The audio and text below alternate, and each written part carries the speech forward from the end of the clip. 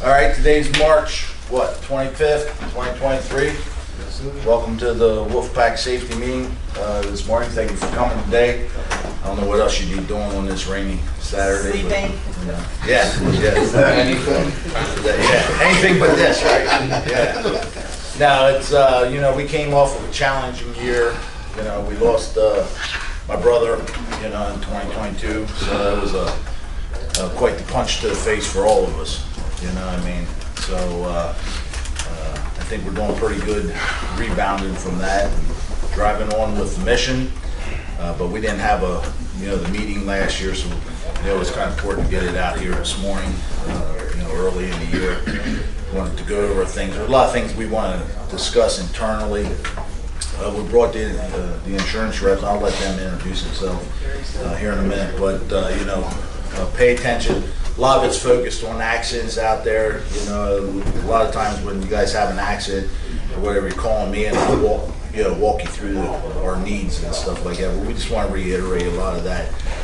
We have a DOT inspection officer that's going to come in. We're going to go out and take a look at the truck, some of the things that they focus on. There's a couple things that I seen here in the last couple weeks that they're definitely hammering you guys out there on the road for, and it does carry a big number for us as far as our score, our safety score. So, we want to avoid that at all costs. Welcome. There's plenty of coffee, food out here. Get you going after the meeting. Jake's down there. He'll be grilling. There'll be some burgers, dogs. Stick around, at least get a meal before you go out.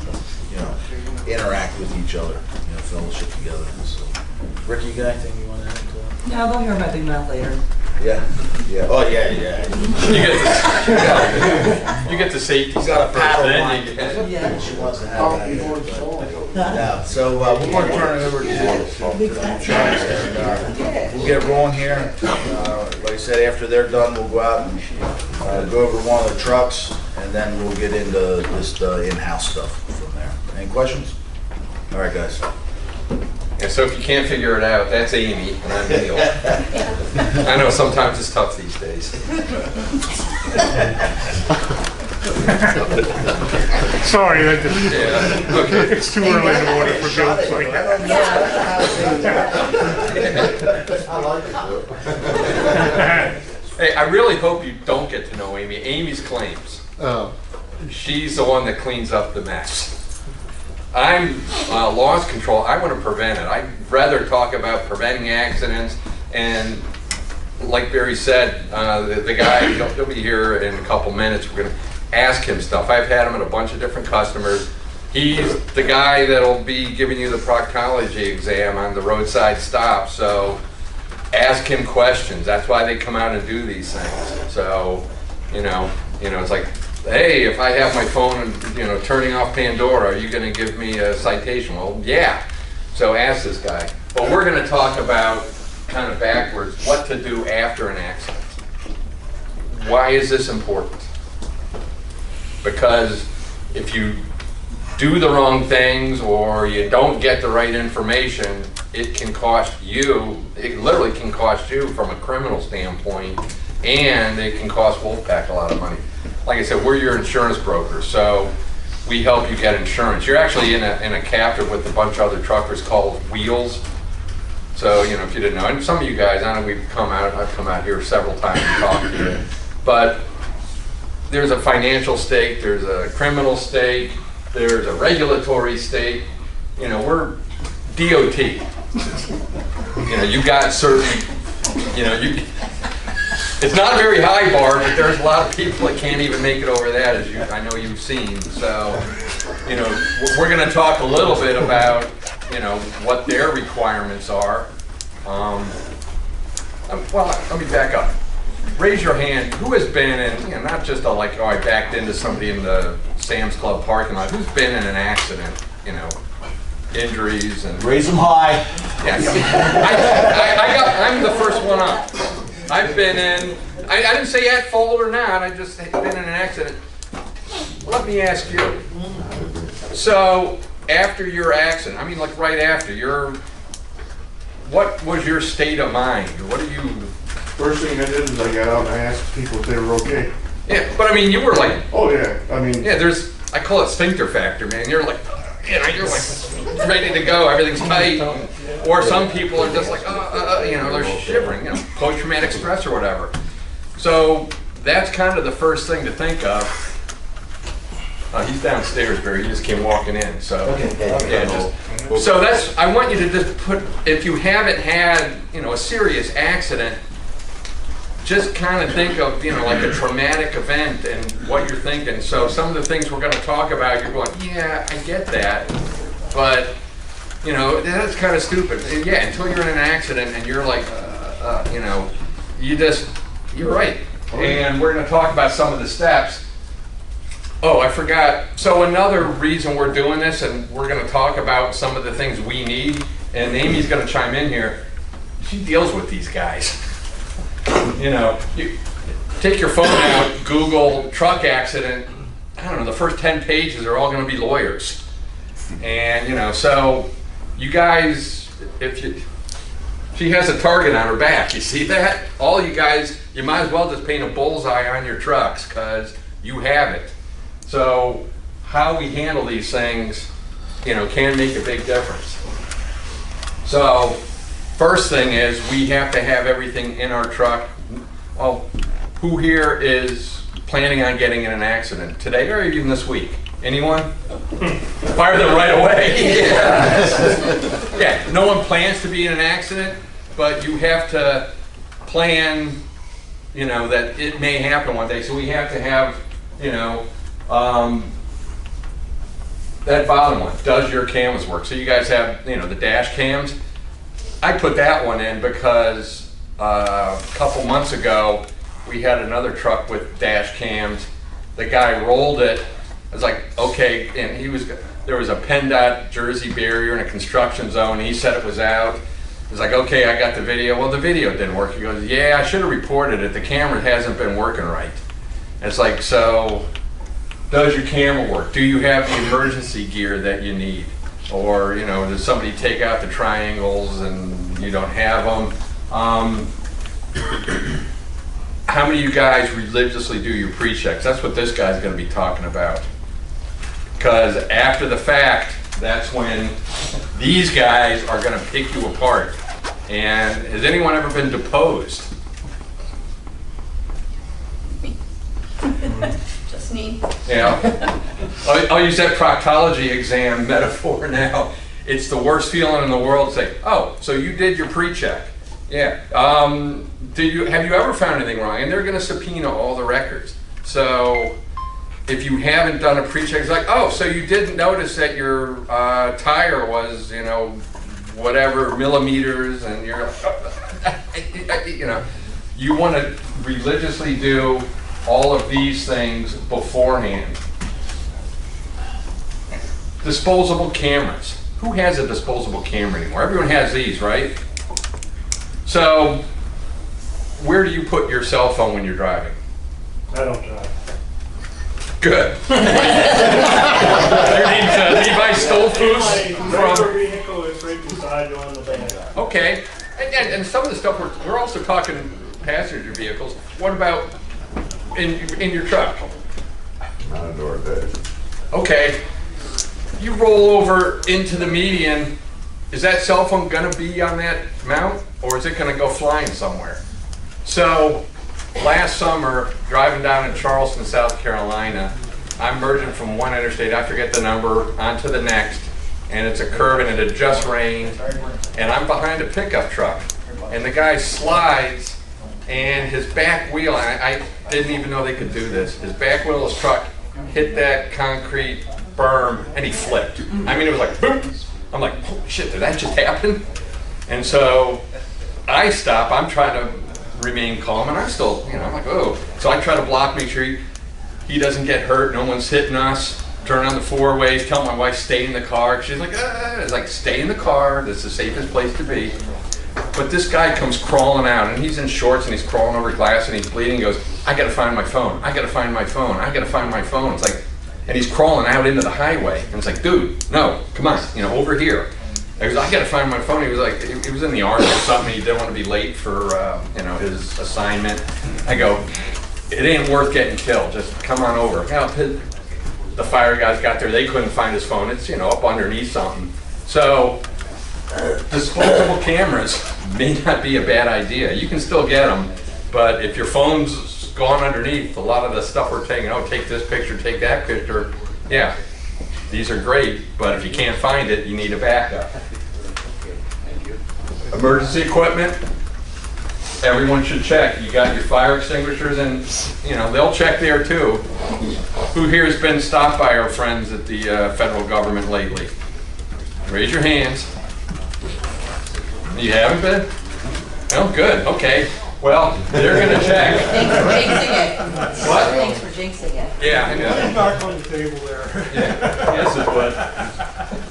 They're going to check. You got your fire extinguishers, and they're mounted. They're not just thrown behind a seat or something, rolling around ready to, really. You got fuses. You got all your emergency equipment. Now, some of this stuff, is that required? Well, no. It might be required of some of your customers, but, okay, if you're pulled off the side of the road, do you want to be dressed all in black on a foggy night? No. So have a reflective vest, because part of this is your safety too. You survived the crash. We don't want you to get injured or killed in the accident investigation stuff afterwards. And then, of course, depending on the accident, once again, now we got our DOT mandatory drug testing. So, there's time, 8 hours, 32 hours for drugs, what type of accident was it, and, that's another, hey, it's all going to start raining down on you afterwards, so be prepared. So, I'm going to go over a little accident, and I'd like us to discuss what we're going to do. Oh, this isn't one of your guys. The dog signed in. This is somewhere up in Connecticut, I forget where.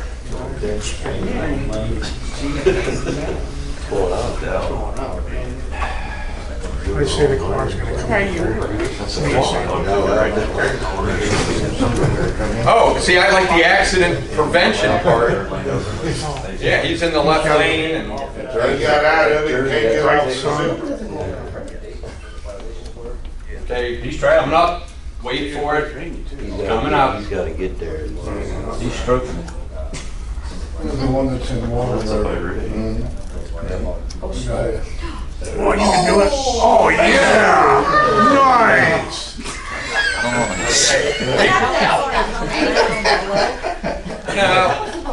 Okay, so we can talk prevention and defensive driving and everything.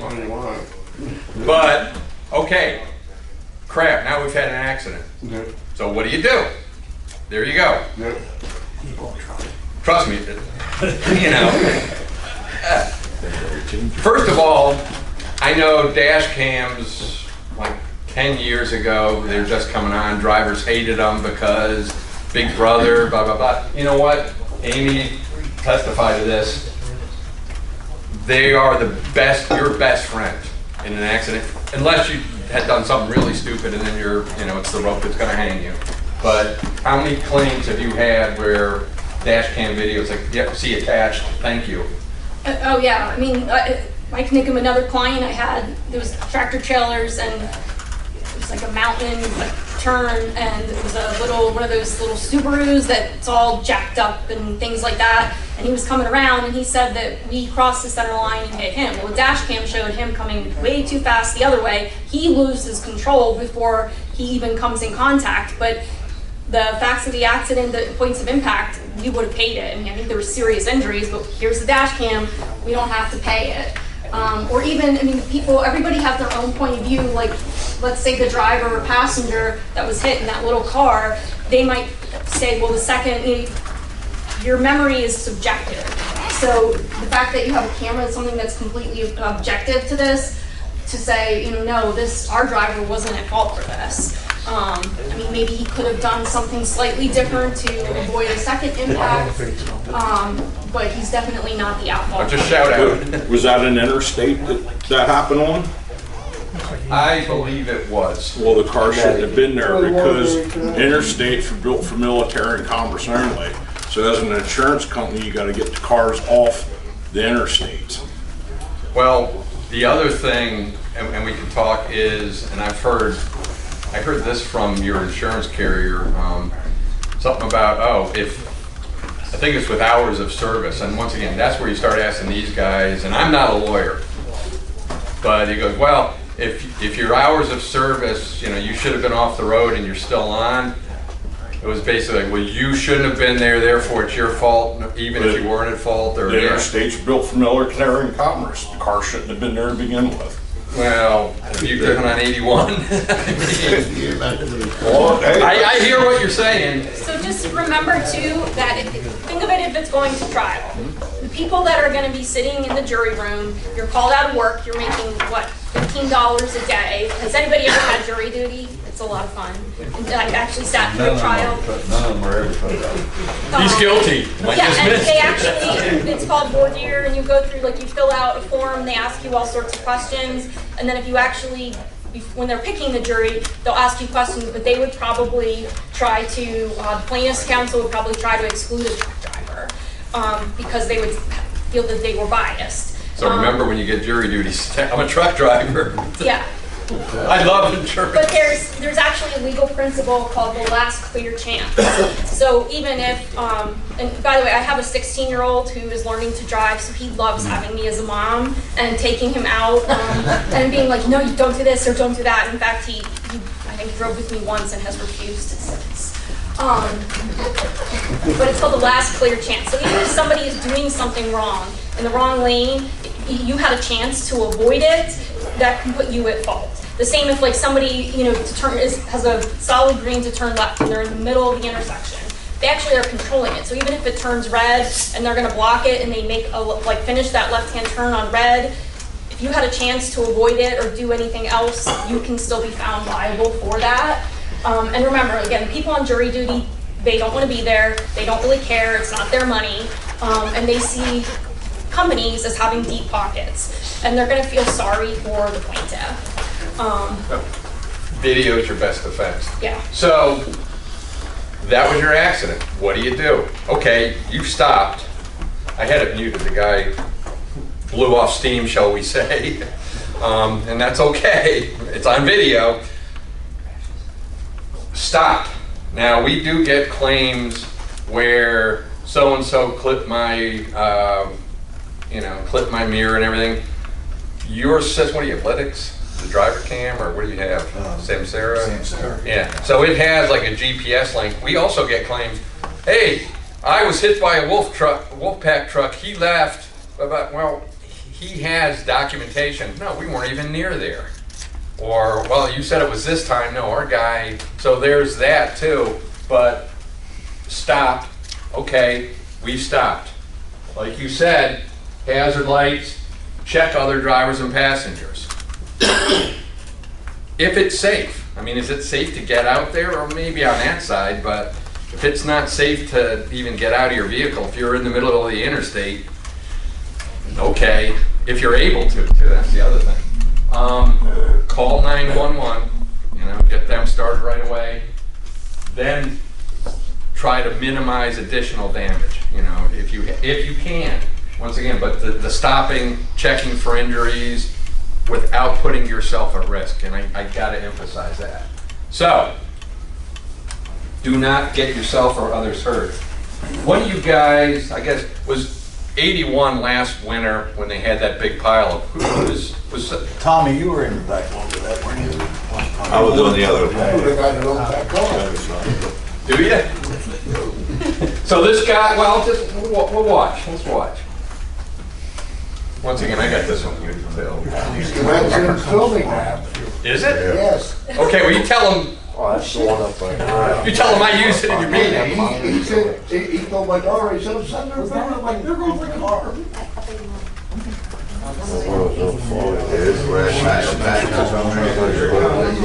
Oh, shit's gonna happen.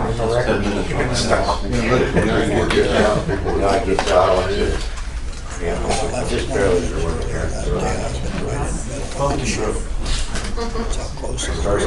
Okay, so watch this, guys. Hey, I'm just gonna clean my. How's my car doing?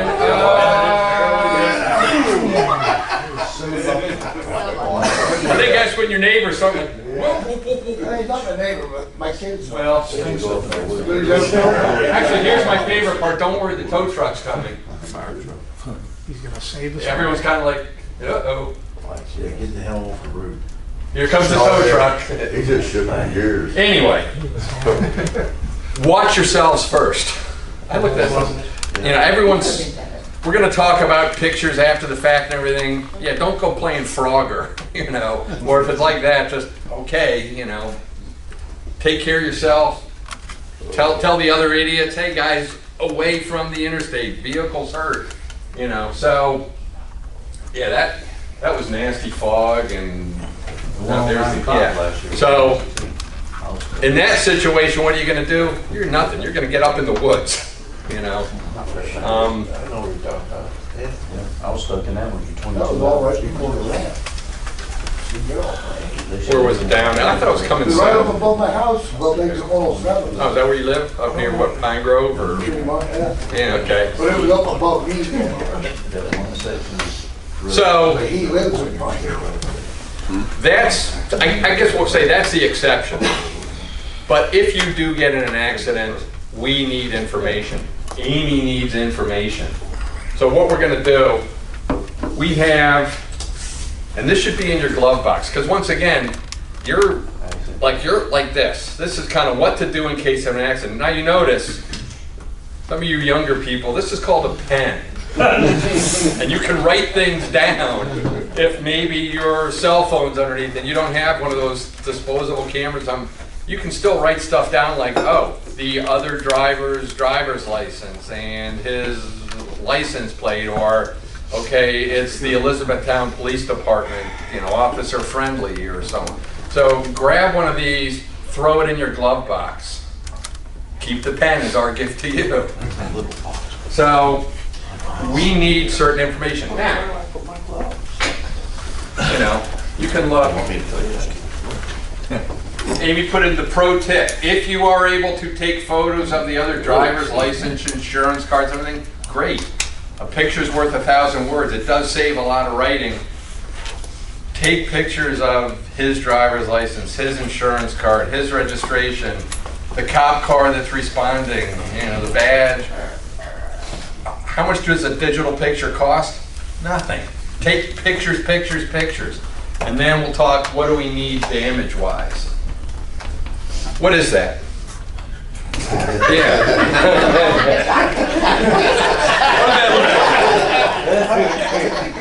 Go on. I'll go with butt crap. Okay, yes. You're man. You got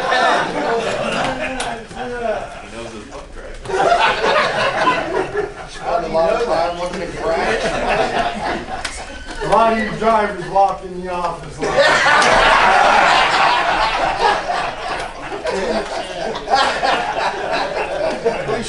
Touche, But that's the thing. Amy gets pictures like this all the time. Yeah. Well, what does that tell us about the accident? Well, you know, I think that's the hood. Yeah, that tells us a lot more of what happened in the accident. So take pictures. If you look, you know, all around. Once again, not walking out onto the interstate and, you know, stopping traffic, but we want distance photos. And yeah, you got video and that's great, but now we want all the surrounding information. So, you know, distance photos here, there is a red light there, or maybe the tree was blocking it, or, you know, oh, here's the damage from this angle, here's the damage from that angle. Get it back. You can zoom in on digital pictures, you know. So, all sorts of pictures, all sorts of angles, more is better. Yeah, and put something in for perspective that's going to be a standard size, like a coin, a dollar bill, your driver's license. You can use your hand. I mean, obviously, everybody has different size hands, but at least gives perspective. Like if you're trying to take a picture of a dent in a vehicle, like people send me close-ups. I'm like, okay, well, how close up is that? And you could take it from far away, but you can also take something closer. When I was a field adjuster and I would write estimates, we actually had like magnetic rulers that we could put on just for that purpose, but it makes things a lot easier. Yeah, anything you think, just pictures. That's assuming you're okay. I mean, obviously, if they're taking you away in the hospital, the ambulance, okay. But pictures, different angles, way back, don't just zoom in on the dent because it could be a crater on the moon for all we know. So pictures, all the documentation. My daughter got in an accident in Philly. Everyone came out, oh, hey, it was that guy's fault. Well, everyone drives away, and all of a sudden the next day, the other guy, she said it was some 90-year-old Vietnamese guy. No, she hit me. Did you get any witness names? No, he said it was his fault. Yeah, and now what? So, yeah, get all the information because she's going to need it on the back end. Yeah, and if there's stores, like he's saying Philly, you can even take pictures of those because a lot of times they have footage that might have captured at least part of it.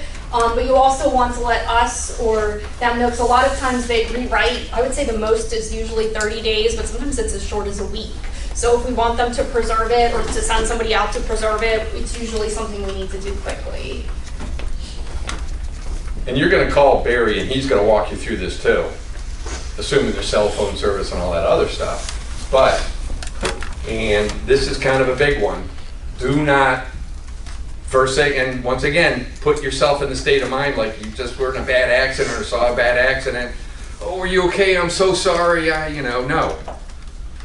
What's the old thing? Anything you say can and will be used against you in the court of law? Okay, there it is. It's okay. Are you okay? Do you need medical help? That's okay to say, I'm sorry, I didn't see you, all that stuff can catch up with you on the back end. I'll give you a quick example. So, and I think I shared this several years ago, some guy hit me and a bunch of other people over Bass Pro Shop right before on 283. You guys are some of you local guys. So I'm in his trial. By the way, he was on his cell phone and met friends in Camp Hill Correctional Facility because of it. At his trial, one of the officers said, yeah, he kept asking if he could go get a sandwich as they're prying out the dead girl that he had just ran into that hit me. I'm sitting there going, whoa. I mean, just remember the stuff you say can and will be used against you.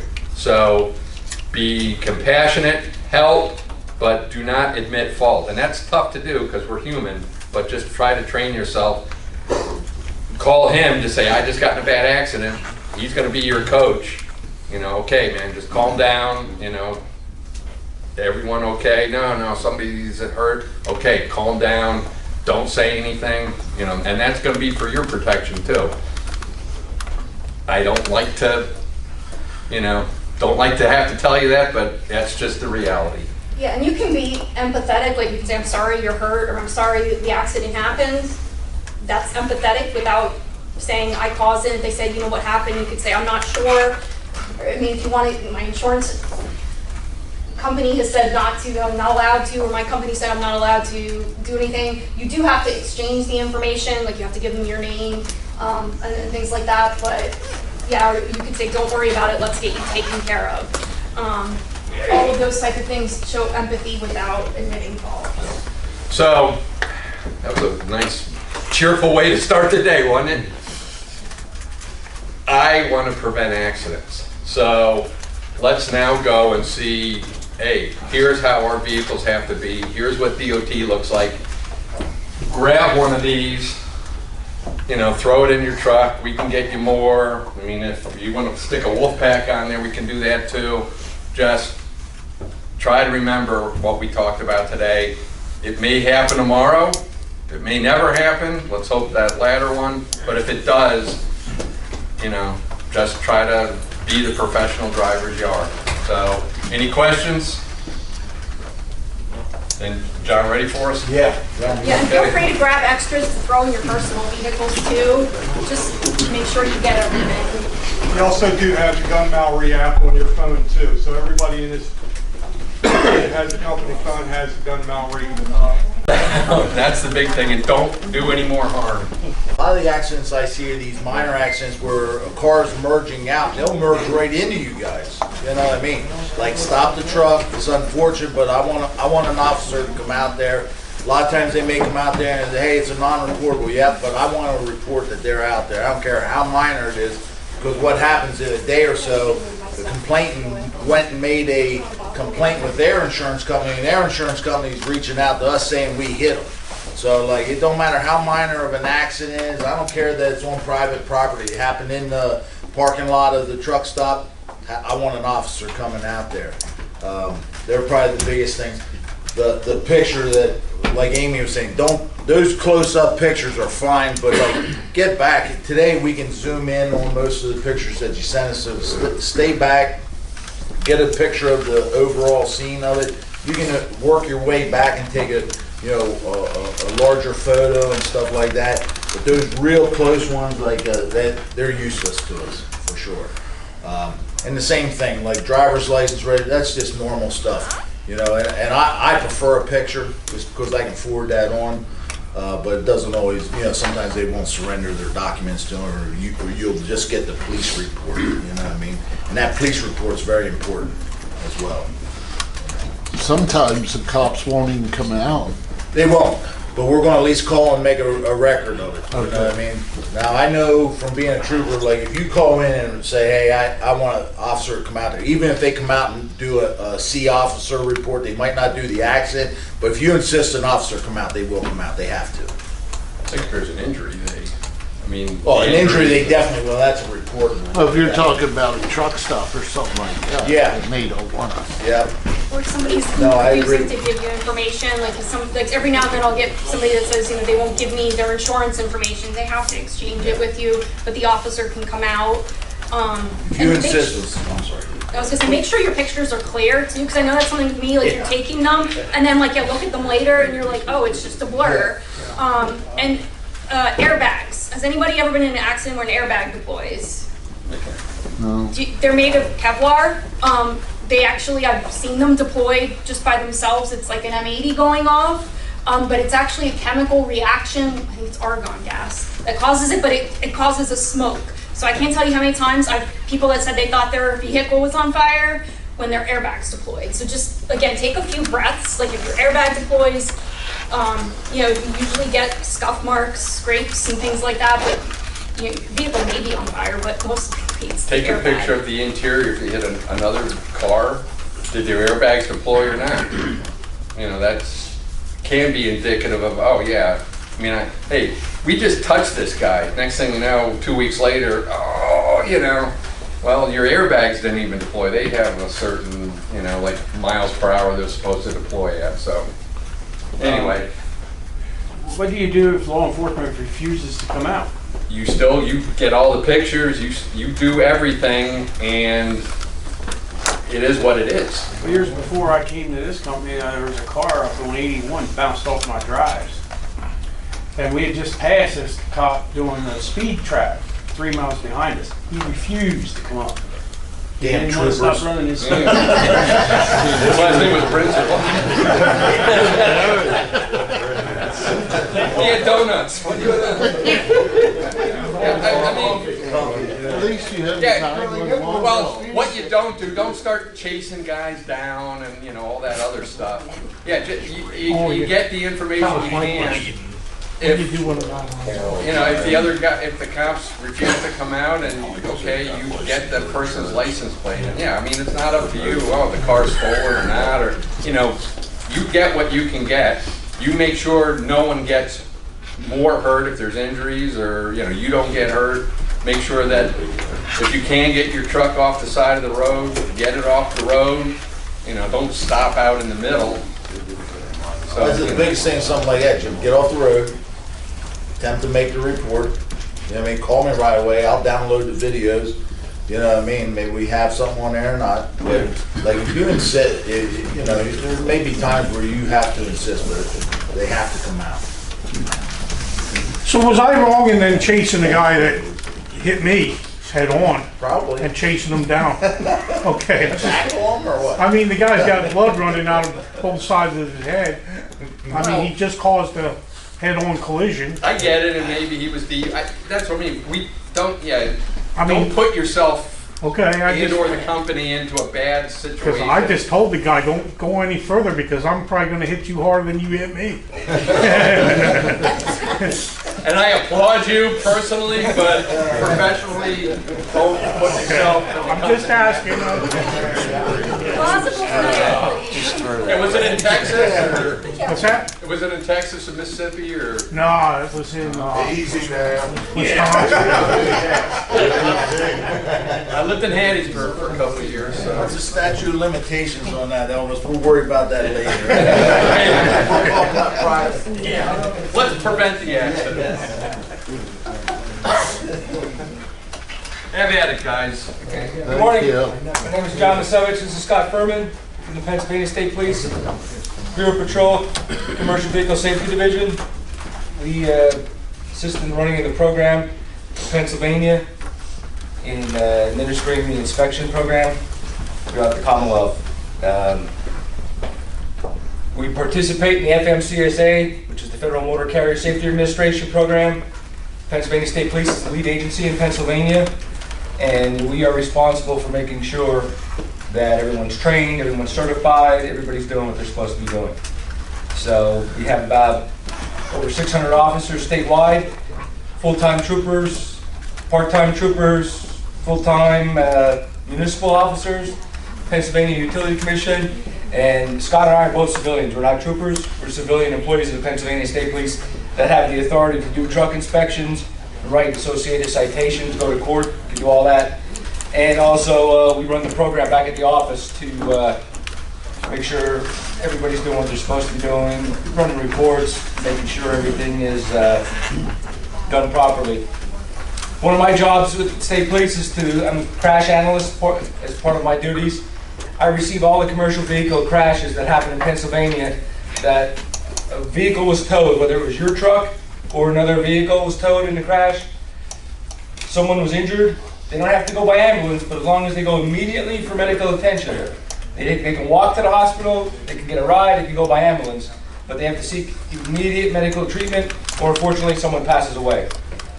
They're the criteria I use, that when we get the crash reports, I have to forward them to the FMCSA, and then they go on your driver and company records. That's the way that works. I usually see between 150 and 200 crashes a week on my desk.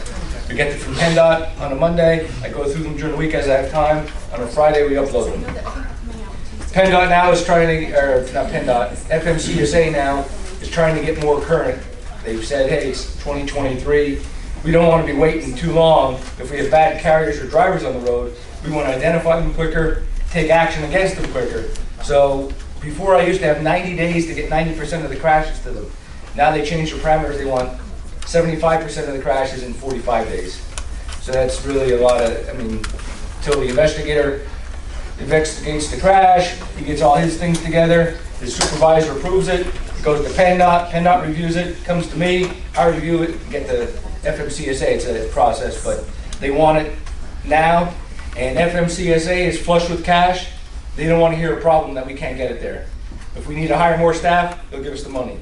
If there's a problem at PennDOT, they'll either send one of us over there to work at PennDOT, or hire more PennDOT employees, or if officers aren't getting their reports in time, they're going to go out and do education. Somebody's going to go out and do education to get them in there because of the importance of trying to get bad drivers and vehicles off the road. Again, we talked about truck crashes. Everybody has a bad feeling about them that, oh, it's the trucker's fault. In many cases, it's not the trucker's fault. I found it's about half and half. It's a four-wheeler or the tractor trailer. And FMCSA identifies that as well because it's cars running into the back of trucks, swerving, everybody's distracted or speeding. It's crazy. So a lot of times it's not the professional truck driver, it's your four-wheel cars that are causing problems for the truck. So FMCSA and the state police come out with initiatives where they take high crash areas, they focus on regular vehicles for speed enforcement, for distracted driving, for improper lane changes, following too closely, things of that nature. We have special programs going on for that right now as well. So we're looking at that. So it's part of our duties. What we're going to do today is what you can expect if you get stopped roadside for an inspection. And we go outside and go over a truck if it's not raining. This is your profile that we can run, and it's a safety measurement system. And it will tell me everything about your violations. Everything's in here by the date of the inspections, what the violations were, crashes, what the crashes were, where they took place. I mean, we participate in the nationwide program, so I could see inspections from Indiana, North Carolina, Tennessee, South Carolina, New York, Tennessee, Indiana, New York, Florida, South Carolina, North Carolina, Pennsylvania, Maryland. I mean, they're all here. Virginia, all the inspections, so we see what's going on. And the federal government keeps track of this. FMCSA keeps track of everybody, and they have categories that they call basics. And they look at unsafe driving. They're looking at crash indicators. They're looking at hours of service compliance, vehicle maintenance, controlled substance and alcohol problems, hazardous materials problems, driver fitness, and then there's other insurance issues. So if you get a lot of violations in a certain category, you're going to go higher. So what happens is the FMCSA looks at every company, they'll look at a company your size and put you all in a category. And then as you get violations, we say we have 5-gallon buckets out here. Just imagine 5-gallon buckets. And then we get, vehicle maintenance. We're going to throw some papers in there. We're going to, unsafe driving. We're going to put papers there. As those buckets fill up, they go to different risk categories. It alerts the FMCSA, and they're going to start looking at the company or that driver for those violations, what's causing it, and what action has to be done to correct that. Is it the company? Is it the vehicles that are causing the crash? Is it driver error? Or were they just in the wrong place at the wrong time, and it's the other person's fault? So take a look at all of that. It's very in-depth, things like that. And over time, those buckets will get lower. As those reports go away, they get what, 2 years? 2 years right now. They're talking about making that a tighter time frame, but right now it's a 2-year program. So as they go in there, over time, your scores will go down, or the more good inspections you get, it helps bring that score down. And they keep your score the same. They're not comparing you to FedEx, and they're not comparing you to Scotch Trucking with one truck. They're comparing you to a similar company with the number of drivers and number of trucks the best they can in that category. What time period are you looking at? Because like you said, 2 years now. Are they 24. They're looking to go down to 18 months or a year, because they feel now with computers and everything else, they don't want to wait or have stale things that happened 18 months ago. They want to be looking more in the last 12 months and try and take care of things quicker. Yeah, when I was looking at that, I thought that's kind of unfair, that 2-year period. You know what I mean? Because that's something, if you had a bad year 1 year, you know what I mean? We're paying for it. Right. One or two drivers that had a crash really could. Right. And then the drivers probably aren't even with us anymore. You know what I mean? In rotation. Right. And there's 3 types of inspections. We're going to do basic inspections. A level 1 is a full inspection. We're going to look at driver credentials. We're going to walk around the entire truck, and we're going to get underneath the truck and measure brakes and look underneath. A level 2 is a little less, where we're going to look at the driver credentials. We're going to talk to the driver, and we're going to just walk around the truck. We're not going to get underneath it. Another thing is we have a lot of part-time, what are called level 3 officers with the level 3 inspection. Is they look for traffic violations, and all they're going to do is look at driver credentials and things like that, and then write down the DOT number information. All that kind of stuff, but whether it's speeding or unsafe lane change or following too closely, things of that nature, where they're stopped. Because we are finding a lot of the crashes, as much as vehicle maintenance may not be a case anymore, it's driver error or a unsafe driving behavior that leads to the crash, or tiredness. Distracted driving, cell phone. Speed. Again, everybody says, crashes are happening when it's snowing, when it's raining. They do happen when it's that case, but you know what? There's not a lot of trucks on the road at the time. Most crashes happen Monday through Friday from 6 a.m. to 6 p.m. on a nice sunny day, because that's when everybody's out and that's when most crashes happen. So we see that. So I saw in your profile, the company here, you guys had 4 crashes.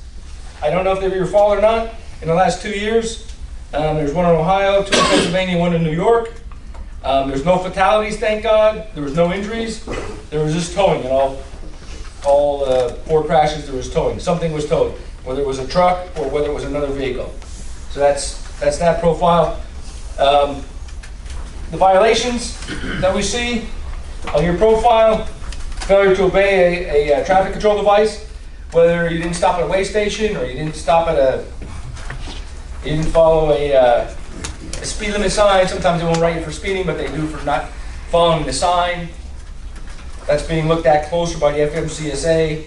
They're really getting stiff where they're watching what the original offense was and what comes out of court. They're looking at citations and what the pleas are, because we have incidents, and it goes on, where you have speeding 20 miles over a speed limit, and then maybe at the end of the day you plead guilty to a minor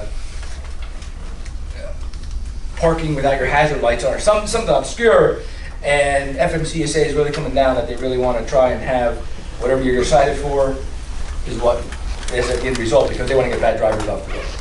How many of those 20-mile-an-hour over and then maybe a cell phone does it take for them to get their license suspended? It all varies because it's at the end of the, they all have separate penalties, so I couldn't tell you off the top of my Like head. a cell phone, that's CBSA scores. It's not really towards your driving license points. There's a difference between each of those. So, okay, you call it your cell phone, that's 10 points.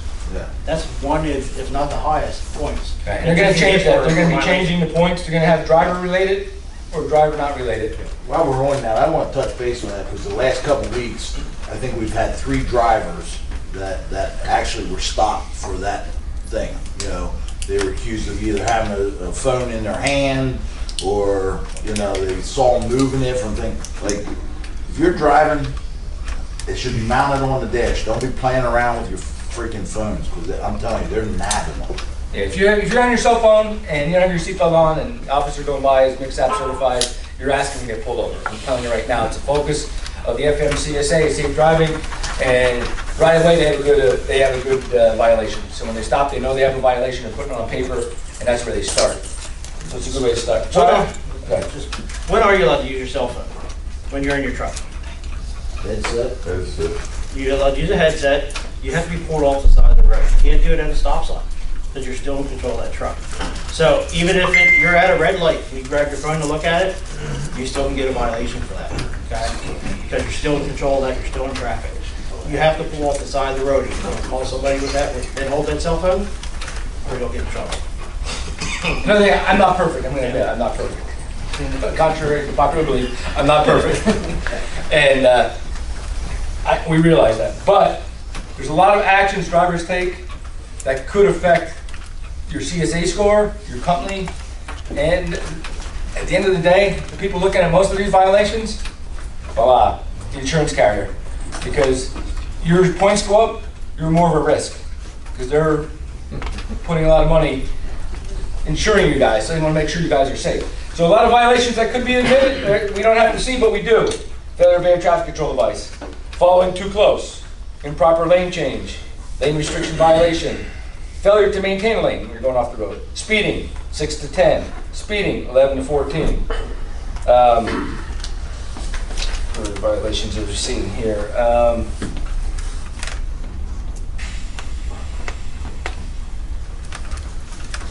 A bunch of ELD violations. They can get into ELDs and hours of service compliance. And certain guys, the biggest thing with the ELDs is I want to be able to see it roadside, but also you should know how to operate it to be able to do it. You know how many people I stop and the guy says, hey, me and computers, we don't get along. Here it is. If you can figure it out, good luck. Guess what? If you can't produce it to me and show it to me, you're out of service. Because it's not my job to work your ELD. You're to know when you leave how it operates. You have to be able to show me today, the previous 7. If I ask you to send it to me in my car, I give you a passcode, you should know how to transfer it, and you should make sure that everything's in line with it. If there's a malfunction, did you notify your carrier? When did you notify your carrier?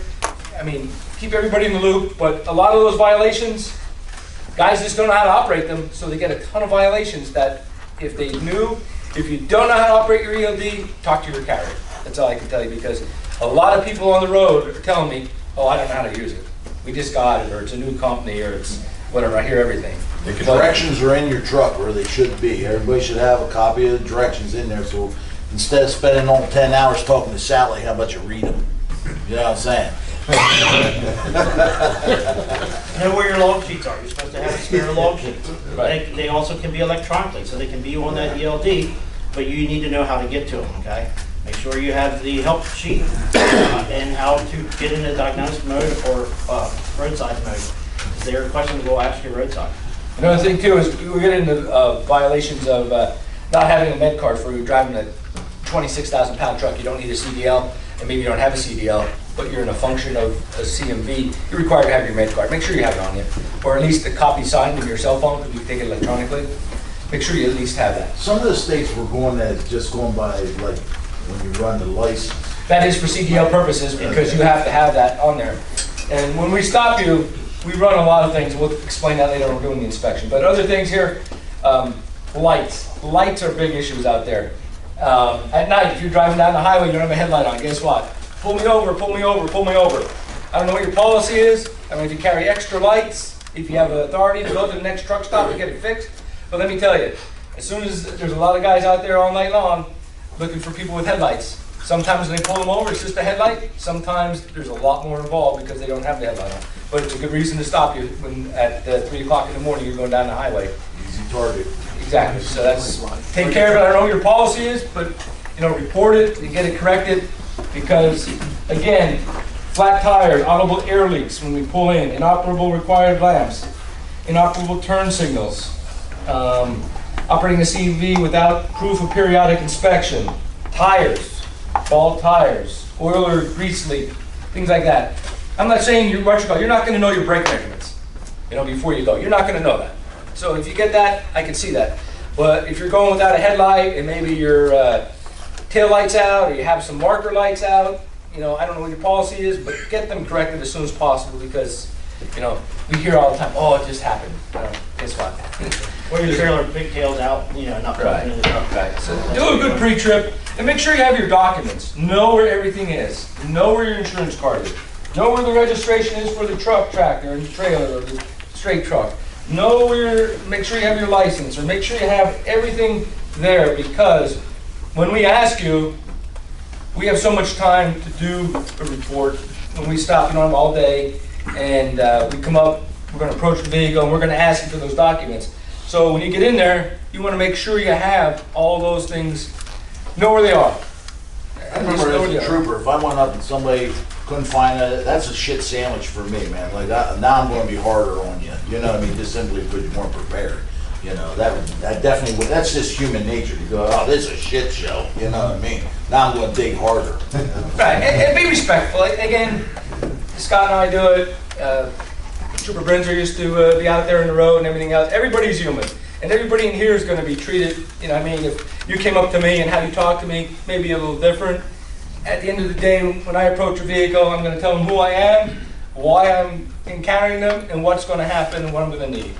You know what I mean? And then you get a feel for what's going on, know how you're going to do. With the level 1 inspection, you're going to have to participate when we're measuring brakes and things like that. We're going to tell you, and you guys aren't happy to get stopped, but it's just part of the. Tommy, maybe you ought to give a class on how to talk. You usually talk your way out of everything.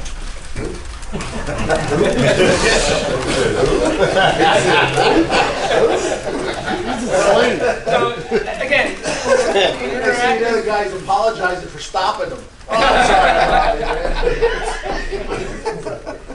sorry. We just have to get through it. Again, some are going to be brief encounters, like a level 3, where you get stopped for speeding.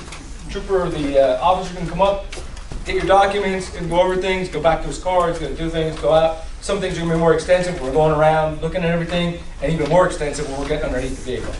We're going to chalk your wheels, we're going to get our creepers out, we're going to get our flashlights out, we're going to get measuring devices to look at the brakes, we're going to mark the brakes with a chalk, have you hold them in, look at them, we're going to look at steering components, we're going to be looking at hoses, pigtails, lighting, everything like that. So, Which is all time you're not moving down the road.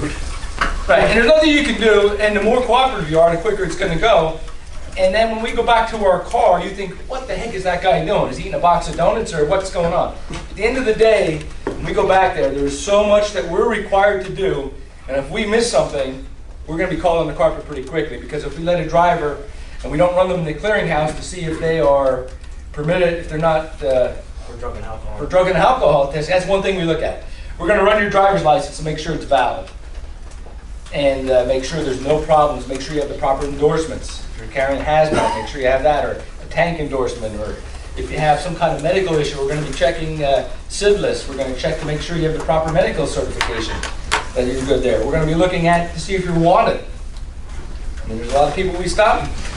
Ken? Maybe back on child support, maybe have committed a crime, maybe whatever. We're looking at that. Or valid license. So we're looking at that. We're running the registrations for the truck and the trailer. We're running the DOT number to make sure the company has authority and make sure their DOT number is active. We're looking at past inspections. Past inspections for the driver, past inspections for the vehicle. If this vehicle was inspected 15 days ago, I'm going to look and see what the violations were. Because guess what? I'm going to make sure they were corrected. So we do that, and it takes time to run through all these computer devices and all these different programs. You have to log in with different passwords. It takes time to get it back. Most of it's all computerized now. It's all computerized. So when we're doing reports, it's on a computer. We can get the registration, bring it over. Get your driver's license information, bring it over. And then we have to go through and populate all the violations, if there are any. And then we put notes in there, go through all that, print it out, come back to you. I explain everything. You know, some people just give reports. They're required to give you the report. I'll explain, this is my name, this is the time of the stop, this is the location. Is this you? Verify that this is you as the driver. Make sure we didn't make a mistake with the truck. What you're carrying, where you're going to, where you're going from, or from to, and what you're carrying, things like that. We have to check if you have a hazmat load. You have to make sure that the bill of lading has the proper shipping paper information, make sure the truck is placarded properly, labeled properly, and that everything's in order. We look for load securement. Don't be surprised if somebody says, hey, I'd like you to open the back of your truck. Well, what do you need to do that for? I do it every time. I want to make sure there's nobody's back there. I want to make sure everything's secure in that truck, because if you're going down the road, we don't want something to bust through the trailer. Or if you don't have a trailer and you have a flatbed, make sure everything's secure. We're going to check straps. We're just going to make sure everything is done properly. And if there's a lock on it that we have to cut off or take off, we actually will put that inside the doors and put a new lock on for you, so that the company knows that it wasn't you. That we have it's a metal It's a metal that we band put on there, from PSP with a serial number on it and everything and we'll else. put that on the report number as well. And that way they can't come across if the driver opens the truck at all, that it was actually all. At the end of the day, we have a job to do. You guys got a job to do. The better we work together, it works for everybody. Again, everybody says we're hassling the man. At the end of the day, we all want to go home to our family. I got a question for you. Yes. You say y'all pop the lock sometimes and check seals and things like that, but a lot of loads we pick up, they're already sealed. We don't even open the door to see if this. Right. But if we pop them, we will put another seal on there. But if it's not secured, we don't know that because we didn't pop the lock. Right. But we'll make sure it's secure, and you're going to have to secure it before you leave. Yeah. Okay. So, and we document that on the report, that you just, pick up and drop and do not get into that because it's sealed. And with us putting that seal back on it, that also shows that it was a sealed unit. So, how many people go by the weight stations? Did you ever pass it when it was open? Too costly. No judge in here, just okay? Yeah, I mean, it happens. One thing to recommend, if you don't ever back up. If you pull off the side of the road, and some drivers will pull off the arc, come up and say, hey, I'm sorry, I bypassed it. We usually just tell you to go. If the lines are that long, and you're trying to get over, we understand that. But there's a new bypass program out now. I don't know if anyone is pre-pass or drive-wise for the companies. You actually, depending on your score, for your CVSA scores, you actually can get a green light to go by, so that you don't have to go through the weight station. Okay? It's a program the state just took, I guess we just had to apply it this We call it prepaid. 13th of last month. That's what we call it prepaid. It's prepaid. There's pre-pass and drive-bys. There are the two companies that Pennsylvania recognizes right now. Other states have different parameters. Pennsylvania just started it, where you don't have to go for an inspection if you get a green light. It requires, but that's only for a station or not, so the chase trooper or whoever's there doesn't chase you down. If you have the green light, if you don't have the green light, you can go over, you're out of luck. So if you don't participate in that, you're still required to come in. So you might see other trucks blowing by the weight station when the lights are on. The reason is they're probably part of that program, okay? So just don't jump behind them and say, I'm just gonna go, because it will actually flag that this truck here did not have, showed nothing. What is it, like an easy pass thing? It Yeah, you're gonna get it's an easy transponder. passing on the windshield, but Yeah. they actually have a phone app that either on your ELD or on a phone that will give you a green or red. So, and if it's unsure, it actually will tell you just to follow the road signs, which means that you would have to come in, okay? So, but if you are out there and you don't use that program, you see guys blowing by the weight station, don't follow them, because you can get yourself in trouble, okay? Oh, that guy. Yeah. So, Well, they're drafting. he didn't stop, and if you do happen to go by it accidentally, you know, yeah, you can either pull over and say something to the officer, or just keep going, because you don't want to back up on the highway and try to get back to that weight station. That's another citation, and that one is a bad one. I don't want to do that, okay? Well, is it a company thing, or you say you have it? So is it a driver? Can you get it just You as a can, driver? a driver can do it, a driver can buy it monthly, and pay monthly for it, as far as that goes. I've had it for a number of years now. Does it still allow you to get a green or red for a weight station? We don't take the money there. So it's new to us, so we're still learning all about it. So, yeah. I got It's it. driveway. About the, Another thing is, we get a citation. Remember, everybody can, all right. What was your question? When, the reason why I blew this by the weigh station is because it was backed up on the highway. Yeah. There is. And the guy let me go. We're allowed to do that, right? If it's on the highway and we can't get over. By the law, I blew by it. every truck is supposed to go through, there's no exemptions. The only exemption right now is for the pre-pass and drive-bys that you can go by if you get green. We understand that PennDOT, like we don't have any control over how long the lanes are for the weight stations. PennDOT controls that property, everything. We just go there and do the inspections. We understand that they are backed up. We try to, when we see them backed up, we try to turn the lights off, and that they're delayed. So we might turn them off, and the lights might still flash for 2-3 minutes until, you know, it catches up. Well, in North Carolina, I didn't mean to cut you off, but in North Carolina and several other states, there are signs out that says the lanes are full bypass. right. We understand that, because if you stop in the middle of the road trying to get over, Yeah, you're going to cause a crash. Yeah. We don't want that, and you guys don't want to get involved in a crash for that. We don't want it either. You know, safety first. If you are, you know, there's what, 1.5 2 mile warning signs for weight station. Now, if you come up to that and you just don't see the signs, you blow by it, you probably will get caught. But, you know, pay attention to the signs is a big thing. We give, especially the drive-bys, they have to mark it like 2 miles ahead, give you a warning that to go through there for the computer to catch up to give you the green or red. Okay. So if you go with that program, it might help you get you through there to the weight station without too many problems. But that also is all depending on your score. So And also, I got one more. How many points at CSA points before you get your license suspended, you can't drive? Before you lose them? well, I don't know if CVSA will actually suspend your license, because that's all by PennDOT. So any violation, like a 392.2 violation for speeding, that all goes towards PennDOT for your driver's license.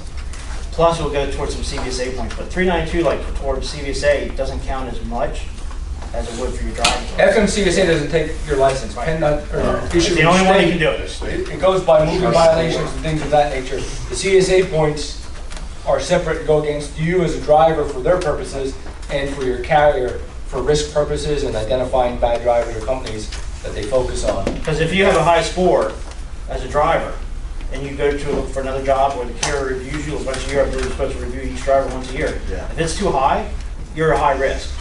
So then they have to do something to either get that number down with you, for the CBSA score to help out for the company. Because if you go apply for another job, people won't hire you. That's why every November and December, I run everybody's MVR and, make sure everything's up. And that gives me a score. I look at your scores. One of your other guys told me it was like If I call you in, 20 terminate mile you, an Ken, hour that's over plus. I gave you 2 of those. Your score was You mentioned that in cell phone or something like that. That's why I asked that question. High speeding for anybody, whether you're a commercial vehicle or not, you're gonna get points, you're gonna lose your license pretty quick. But it's that 20 over, you can lose your license. Yeah. So another thing is, when you get stopped, you get a citation, you always have the right to a hearing before a district judge. It depends on the officer. You bring your case, the investigating officer, arresting officer brings theirs, the court makes the decision. If you get an inspection report and there's no citation on there, and there's violations on there you don't agree with, you can do a data queue, it's called, and it goes through the FMCSA website. You would have to put your information down and then substantiate why that violation didn't occur or you don't think it's correct.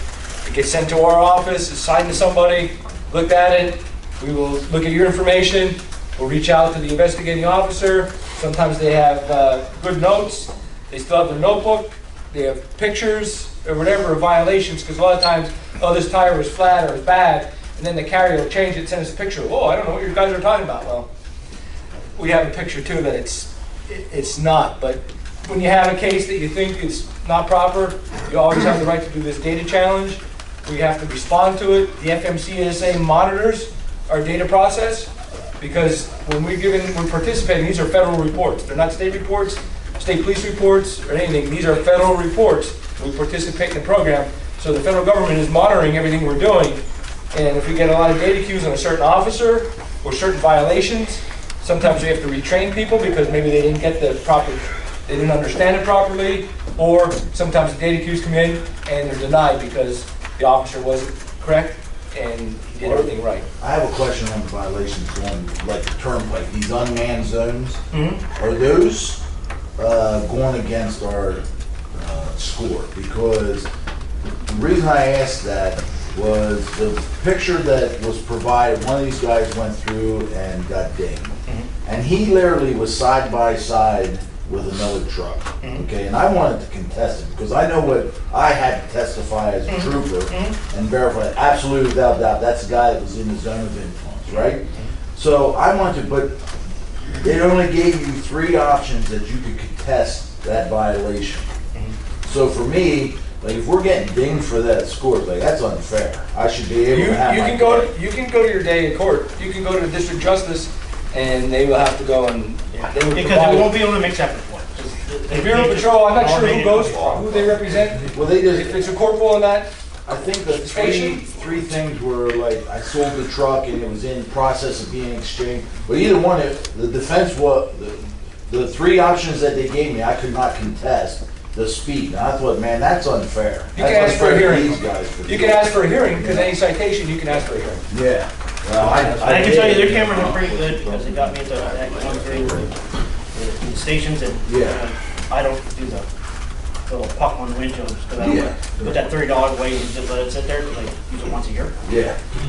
Nice detailed photo they sent me of my car. So I just, running radar, I knew like if I had 2 guys, and even if a guy was in the left lane, it didn't necessarily mean that he was the one speeding. You know what I mean? And the picture that they provided for me, I would have absolutely contested that. That's not fair. You know what I mean?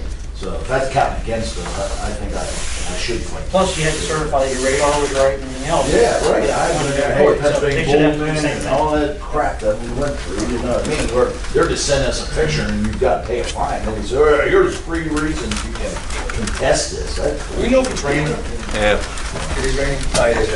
We're not going to go out to a mock inspection. What we're going to do is we're going to do a mock inspection and go outside and do a total thing, approach, what to do. Another thing is, know where your fire extinguisher is and your 3 triangles.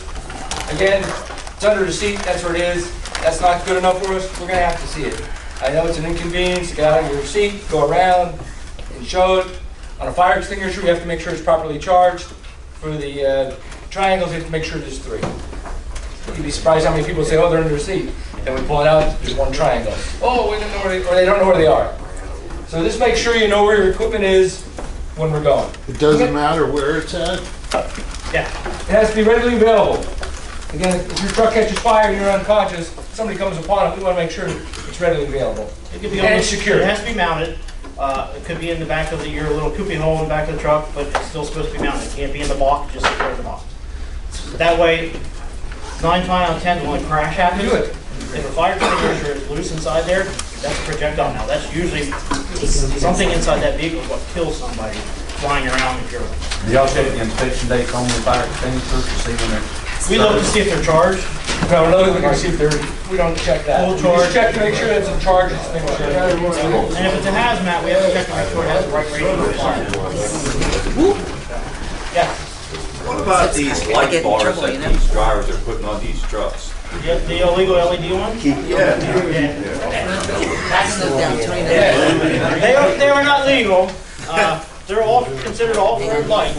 Thank you. And by the law, they still have to be covered if they're not being used. So, a lot of times, you see them on the highway, they're not allowed to be used. Can you pass down to these children down there?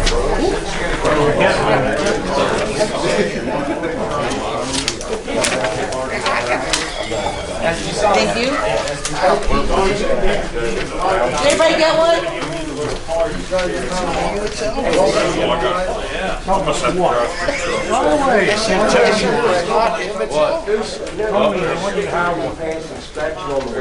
Yes, always me. CVSA sticker. I asked for 2 of them, and they said, no, we don't put them on there anymore. They gave me a paper and put it in your glove compartment, and then I got pulled in to get weighed again, but, waste my time. If that sticker was on there, would We have the stickers. We have the stickers. Part of the program is, you get a good inspection, you should be having a sticker. It's on there. Doesn't mean I can't stop you. All that sticker tells me is that you didn't have any critical violations in your last inspection. That could be yesterday, it could have been 2 hours before. Doesn't mean I can't do another inspection. If I'm using my criteria or whatever I see I'm using, I can still do it. Is that right? But you don't have to be inspected, but it gives me as an officer, am I gonna go through this truck again that has a good sticker because he didn't have any critical violations? If I don't hear an air leak, or I don't see a flat tire, or hear a flat tire, or whatever, light out, or whatever, I may not inspect that truck because you were just done. But some of the problems is personal preference. They should be prepared and have a sticker, Well, they tried to, because they're supposed to. Wait, they gave me a piece of paper to stick in my glove compartment, but you're supposed to have the sticker on there. So yeah, they're not prepared. Right. What paper did they give you other than an inspection report? Yeah, that I passed everything. Right. Yeah, that's just your inspection report. That's, that you want to give back to your carrier, actually. You don't want to keep that in the glove box. Well, they told me to keep it in there for 3 months, because you're good for 3 months with that. Right.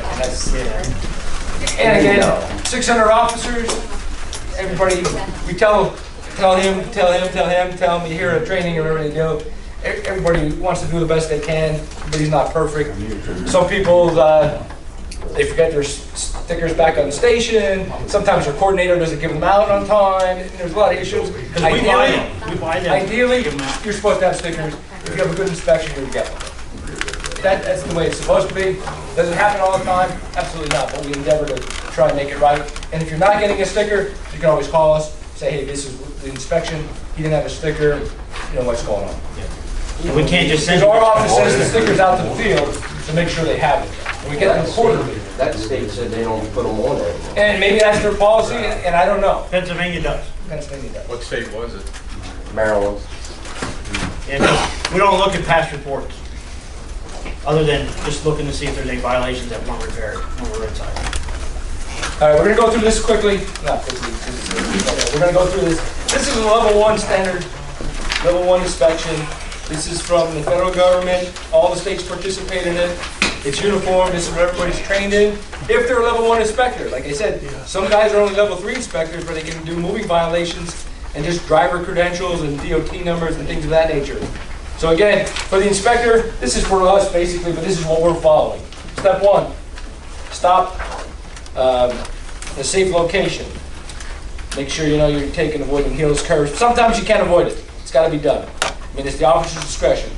You want to be visible on oncoming traffic. You want to try and reduce any hazard for me or the vehicle I have stopped, because I definitely want to get, I don't want to get killed roadside by anybody. Again, approach the vehicle, observe the driver, adhere to driver inspector, or officer inspector safety policies, be alert. Again, when we're approaching the vehicle, we're looking for hazmat, we're looking for leaks, we're looking for unsecured things, anything out of the normal that's going to catch our eye. Safety is our first priority. Come up, we're going to greet the driver and prepare the driver. We're going to identify myself. Hey, I'm John Maceras, Pennsylvania State Police. Today I'm doing level 1 inspections. I want to make sure you can communicate with me. We have a lot of people who there's language barriers. We use cell phones to translate. They can do it.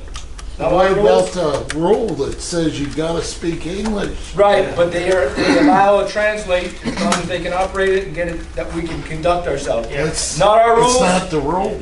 It's not my rule, but there's interpretations that come down that we have to be a friendlier, kinder, gentler enforcement on. So with Yeah, these, it's working well for us. these first 2 steps, at what point do you think you should take your seatbelt off? When you Now, want to. Until that officer tells you to take your seatbelt off so you can grab your documents and paperwork, don't take it off, okay? When you pull in the weight station or wherever we're inspecting you and you go to pull it off to try to get your stuff ready, if I didn't see you with your seatbelt on and I walk up to the side of that truck and your seatbelt's off, come on, you get a seatbelt violation. Don't play with your cell phone either. Don't touch your cell phone, anything. During an inspection, you're still in charge of that vehicle. So again, remind, this is a level 1 inspection. This is most this is more steps than any of them. So again, we're going to come up, we're going to explain the procedure. We're doing level 1, we're doing level 2, or whatever we're doing. Some guys might not tell you, but just, you can ask him, or he'll tell you what's going on. Ensure the engine's off at that point. We're going to check for seatbelt usage, condition. We're going to look at your overall condition. Are you fatigued? Or you seem to be under the influence of something? How are you communicating with me? Do you have a slurred speech? Do you have any smell of drugs or alcohol? What do we encounter? Again, we're looking for that contraband, anything like that. We're going to interview the driver. We're going to say, hey, driver, where do you start today? Where are you going today? What do you have on?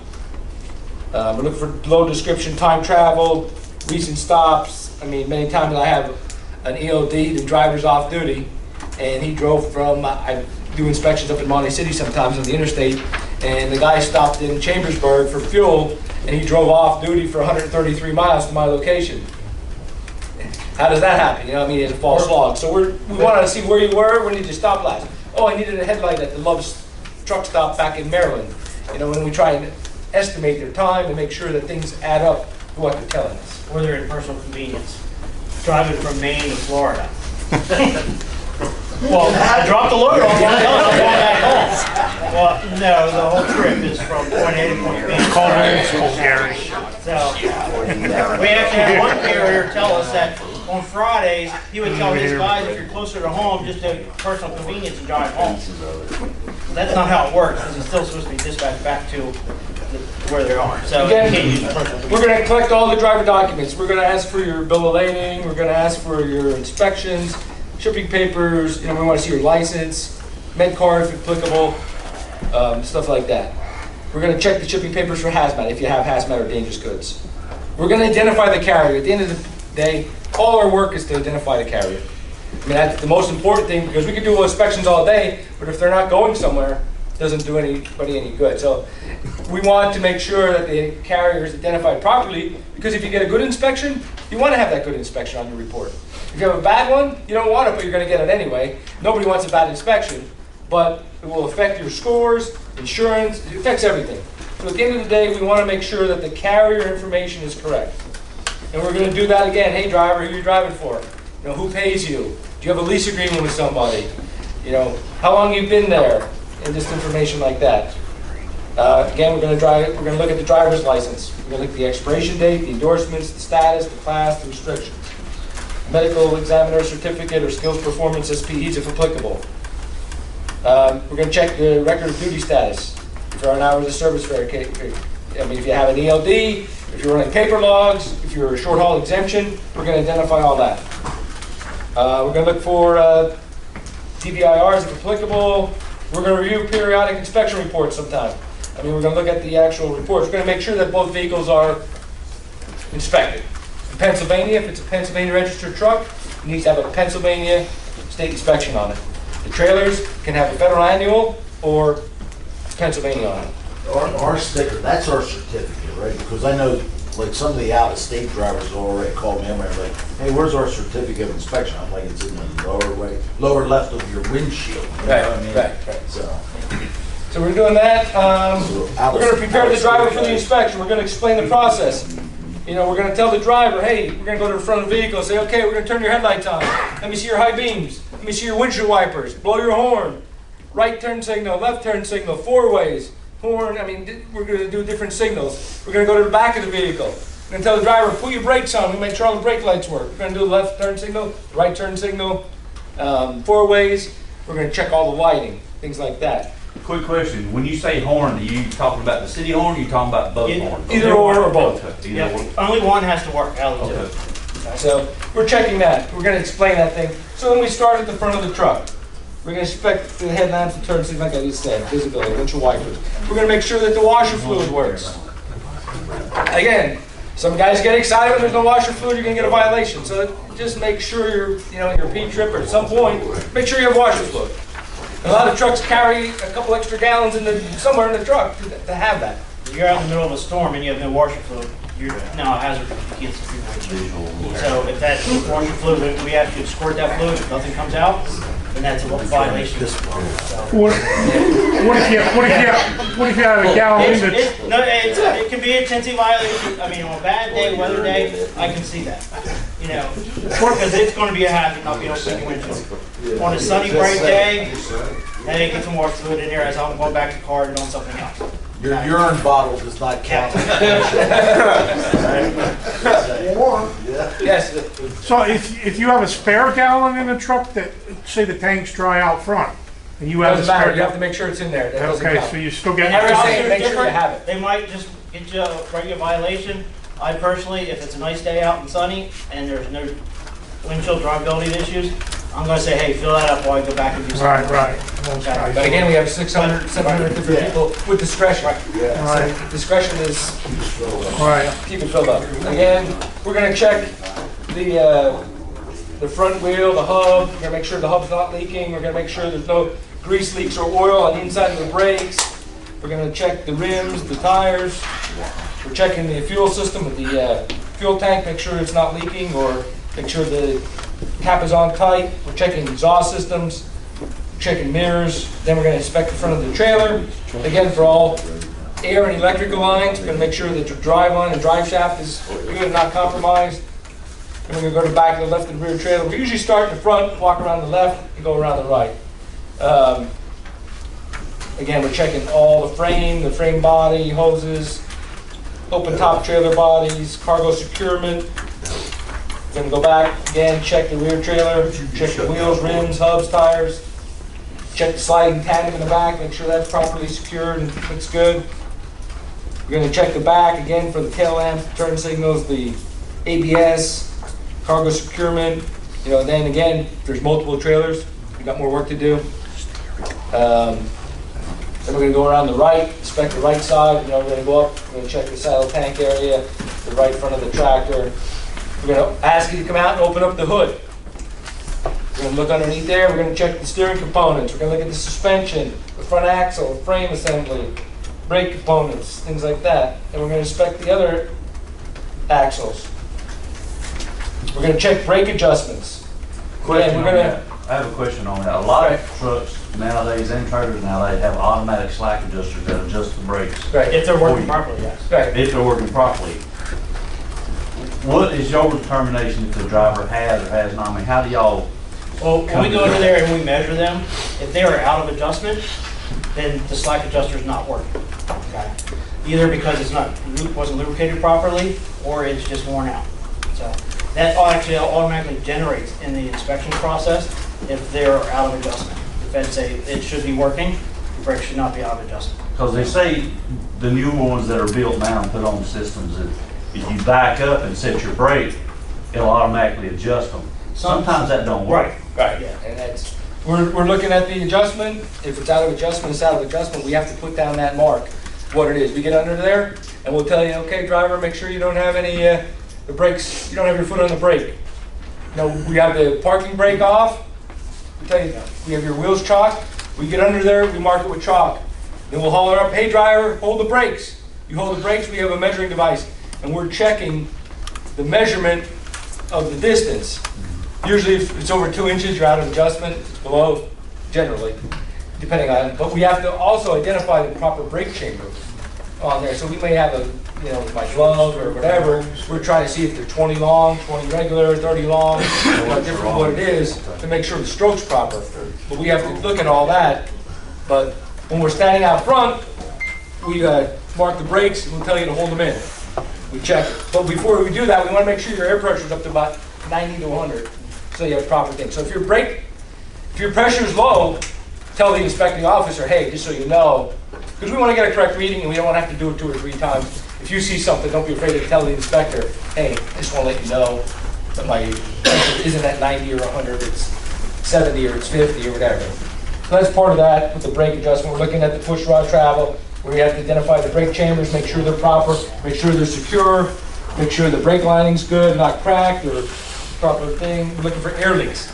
A lot of times you hear air leaks. Again, you guys can hear them too when you stop, whatever, get them repaired as quickly as possible. Another thing is, when 20% of your brakes are out of adjustment, or 20% are not working properly, that's an out of service automatically. So you're gonna have to get roadside, somebody there, either yourself or somebody to come out and fix it, or you're not leaving. Yeah, and when you're roadside, you get a slack, you know, your brakes are adjusted. You only get one slack adjustment violation per unit. You won't get one for every brake. Okay? So if you see that on your report, just say if a mechanic comes out and you got a busted brake chamber, and he puts another one on, but you're running longs and he puts a short on because that's all he's got and he don't have access. It has to be proper. You can't just put anything on. Right. It has to be proper. They have to match long. Right. Right. And when you're put out of service, you're most likely going to get a sticker on your truck that says you're out of service. You're going to sit there until the truck's repaired. I mean, the way it is, the truck can't leave. If the truck's out of service, it can't go upon the highway. Now, sometimes your trailer's out of service, but your truck tractor's okay. So you can leave with permission, whoever's there, that you can leave your truck tractor or your trailer there, and you could go down to the next exit and get subsistence or whatever you want to do. Use the bathroom, get some food, have somebody come out and fix your truck. You go pick it up and then go from there. But you know, if the driver's out of service, nothing's moving. Again, if the trailer's out of service, you can still use your truck tractor to go and do whatever. What if you can fix the adjusters? You can do it. Yep. You can do it. And then if you're out of service for a brake adjustment or whatever it is, on the report will say the signature of the repairer. So as long as you attest that you are certified and whatever you're a representative of the company, you're allowed to do it. Sign your name, your title there, and once you correct it, then you can leave once it's correct. And basically, the certification part of it is, do you know how to adjust the brakes? It's not a certification from your carrier or from the state or the feds.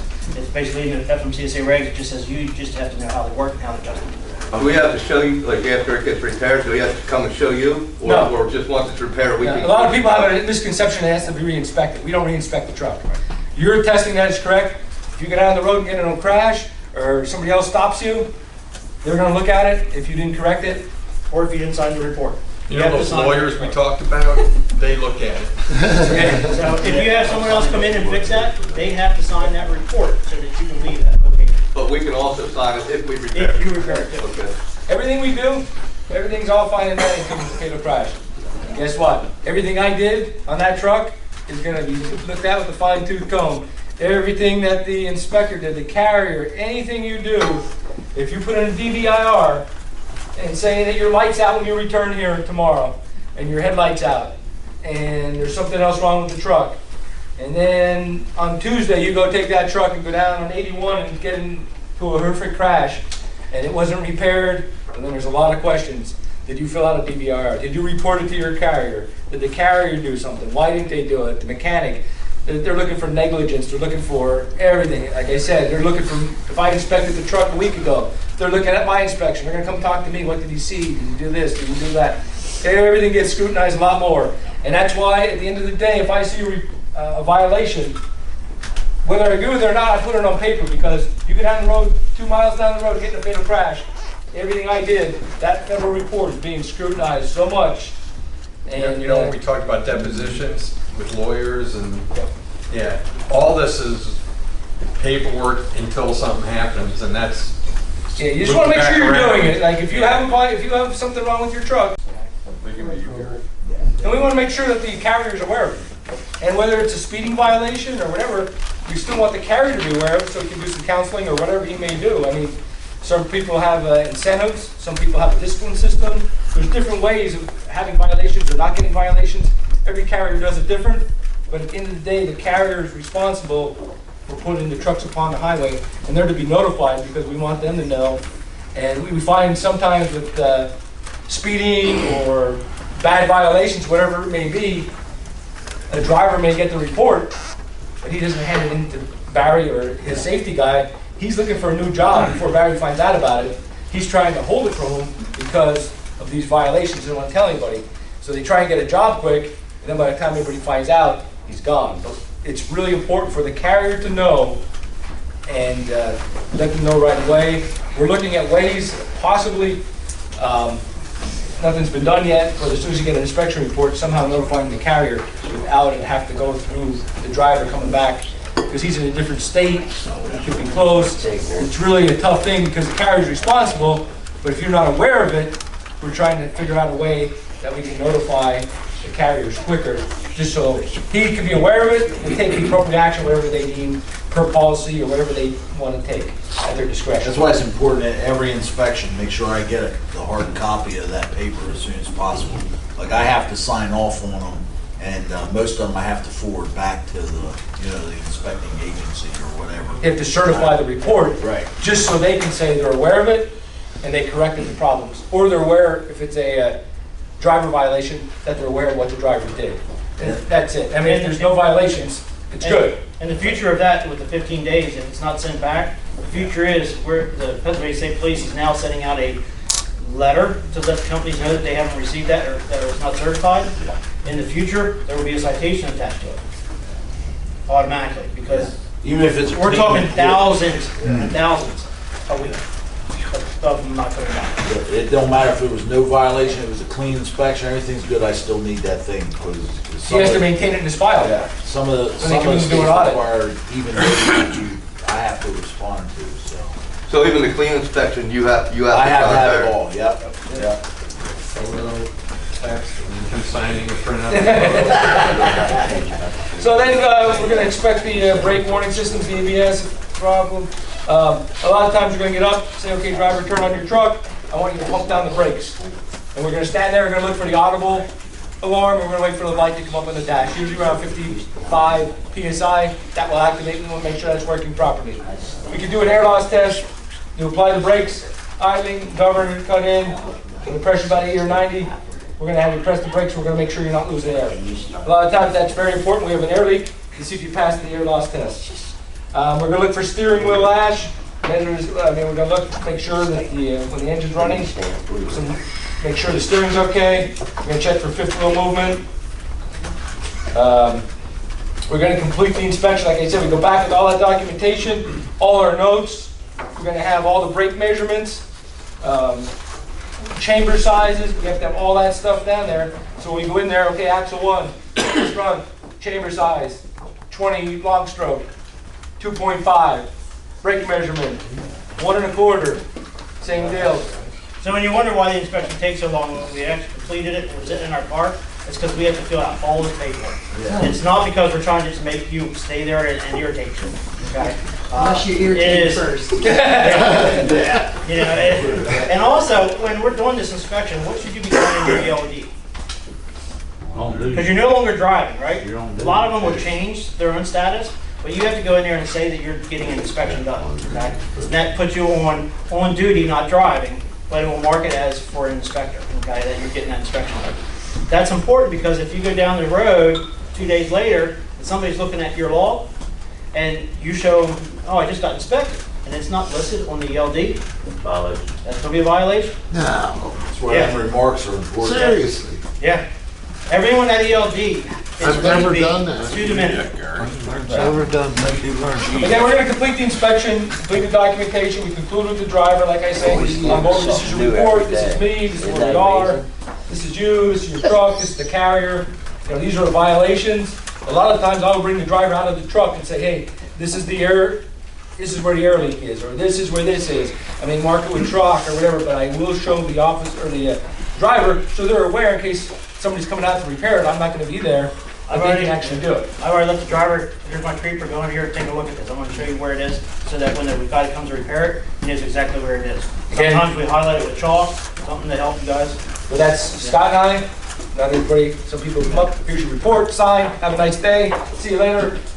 Everybody has, I mean, you guys might be having a bad day, he might be having a bad day. At the end, we're trying to do the best we can, but cooperation, again, follow the correct and current out of service procedures. Certain violations are in here, which is the Federal Out of Service book. We follow the North American Standard for Out of Service criteria. This book's going to be expired in a couple of days. We have new books out. And then certain violations in here will tell us specifically if you're out of service or not. Maybe it's a violation, sometimes you're out of service, and we follow this criteria. We adopted it, and this is what we follow as the Bible. Here's the safety regulations right here. Again, they're convoluted. Is it easy? I do it every day. It's not easy. I've got plenty of them books up in the office, and you guys want. There's a lot of exceptions and exemptions and this and that. It's tough. There's a hazmat book as big as this. If you carry hazmat, it's a lot to know. It's a lot to know, and everybody's not perfect. And some people interpret things a little different than things. So if you have a question about something, don't hesitate to tell Barry and maybe data queue an inspection report if you don't think it's proper. But again, you'd have to substantiate why you think it's improper and be able to articulate that. I started digging that thing and you're jumping back and forth between sections and everything. You're like, oh my God. So when you get that, when you're all done and you get that inspection report or citation, they'll ask you to sign it. That does not, signing it does not say that you're guilty. That's just saying that they're giving you a copy. Because honestly, when I'm roadside, I give you a copy. I don't even print myself a copy out. So I don't keep that copy of your signature. That's just so that Carrie knows that you received it. If you don't want to sign it, you don't want to sign it. I don't. Our reports are in our computer, and then they're uploaded to the FMCSA that night. So if you get stopped tomorrow in Maryland, they can pull up the PA report because it's in the federal system that they can query past inspections by DOT number, by your driver license number, or by your truck identification, whatever will identify you in that inspection. So all the states, for inspection purposes, they have to upload them quick because we want to be able to see things like that. And if you're out of service, it will indicate that it was out of service. So we're going to make sure the out of service we're taking care of first, because that's, for some reason you're out of service, we're going to make sure. So if you have that report, maybe you weren't dispatched again, but you have that report with you that you certified that you were the repairer, or roadside assistance came out and they signed it, we're just going to make sure it's repaired. But do you modify your inspection thoroughness, let's just say, based on the score of the carrier inspecting? No, because it's not just doesn't mean pull you over in. I pulled over 1995 trucks and had no inspections, and I pulled out 2022 trucks that just came off the lot and may have 1,000 miles on them, and has a chafed hose and has some violations. That well, I mean, you look up Wpt's DOT number and you say, oh my God, you know. Right. No, we still legally in have to do Pennsylvania, it. we can only do inspections 3 ways. One through a crash, roads violations, headlights out, turn signals, stuff like that, or systematic inspections. Every blue truck, every red truck, when we're at weight stations, that's the only way we can do it. So you know, they don't go up. We can't go after an look at the paint job and say, ooh. Right, we can't see all that. You know, Sheets truck, easy inspection, just breaks. Yeah. You know, guys do that, but it's not. Clean truck. They're not picking on the company. It's they're clean truck that comes in today. Yeah. So clean trucks. But yeah, so that day there's on every red truck comes through. And then there's special operations we take care of. I mean, there's brake check. It's a federal program. Every state participates in a certain day. Seatbelt checks and driver looking for cell phones and seatbelts is a day. Trash haulers. There's special programs for trash haulers. There's special programs for hazmat. Sometimes we pair up with the Code Red and look at food transportation to make sure that the Department of Agriculture will come out and actually take measurements of the temperature when they're transporting food. Sometimes we focus on food trucks some days. I mean, Chinese trucks. different operations that we participate in, and FMCSA dictates a lot of that to us, and as part of us participating with that, we have to participate in those programs as well. So again, I thank you for your time. At the end of the day, we're not trying to hassle a man, we're just trying to make everything safe. We have a tough job to enforce these regulations. You guys have a tougher job trying to comply with them, because it's tough. And like I said, I deal with it every day. We get phone calls in from carriers, from truck drivers, roadside, from inspectors out there having questions. It's not easy, and we have to take a look. There's guidance, there's certain things. We have pictorials, we have different things that we can look at. A lot of times the guy will say, well, what do you think this? I'm not there. I can only tell you what the rule says. Sometimes people will FaceTime us or take video or send us a picture of what they see. And but your interaction with the trooper or the inspector roadside is really important on how that inspection goes. Because if the trooper comes up, if he has an attitude, it's not going to go well. Or if you have an attitude, it doesn't go well. Okay, for either one of you. It's guys just try to meet 50-50 and try to get mutual respect. Yeah, mutual respect. We're just out trying to do a job that the feds are requiring us to do.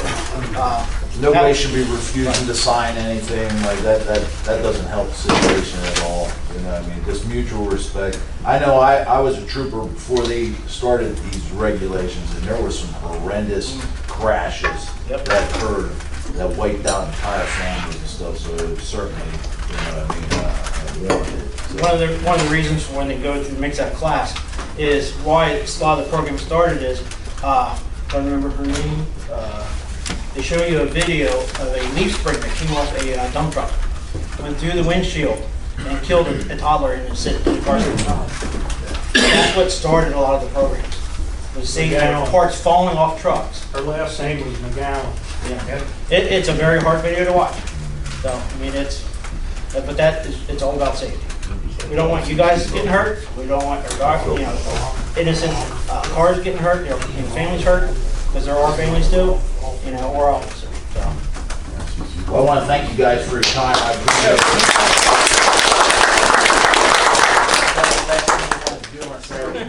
appreciate it. Again, at the end of the day, all we want to do is make sure it's right.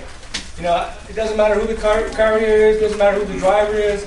We want to make sure our inspectors are doing it right, and we want to make sure that everything on the report is right. Nothing more, nothing less. We have to follow the procedure. We don't want to do anything incorrect. And if there's something wrong, we want it brought to our attention, and we want to make it correct. Because we can make the changes, and then we have to document what changes was made and why. But we will make a change if something's not proper. I mean, it happens. Guys get reports, this isn't my driver. The officer put the number in, the driver license number, one digit off, and gets a whole different person. That person, we had whatever. Reports come in where a carrier complained about a citation or by a violation.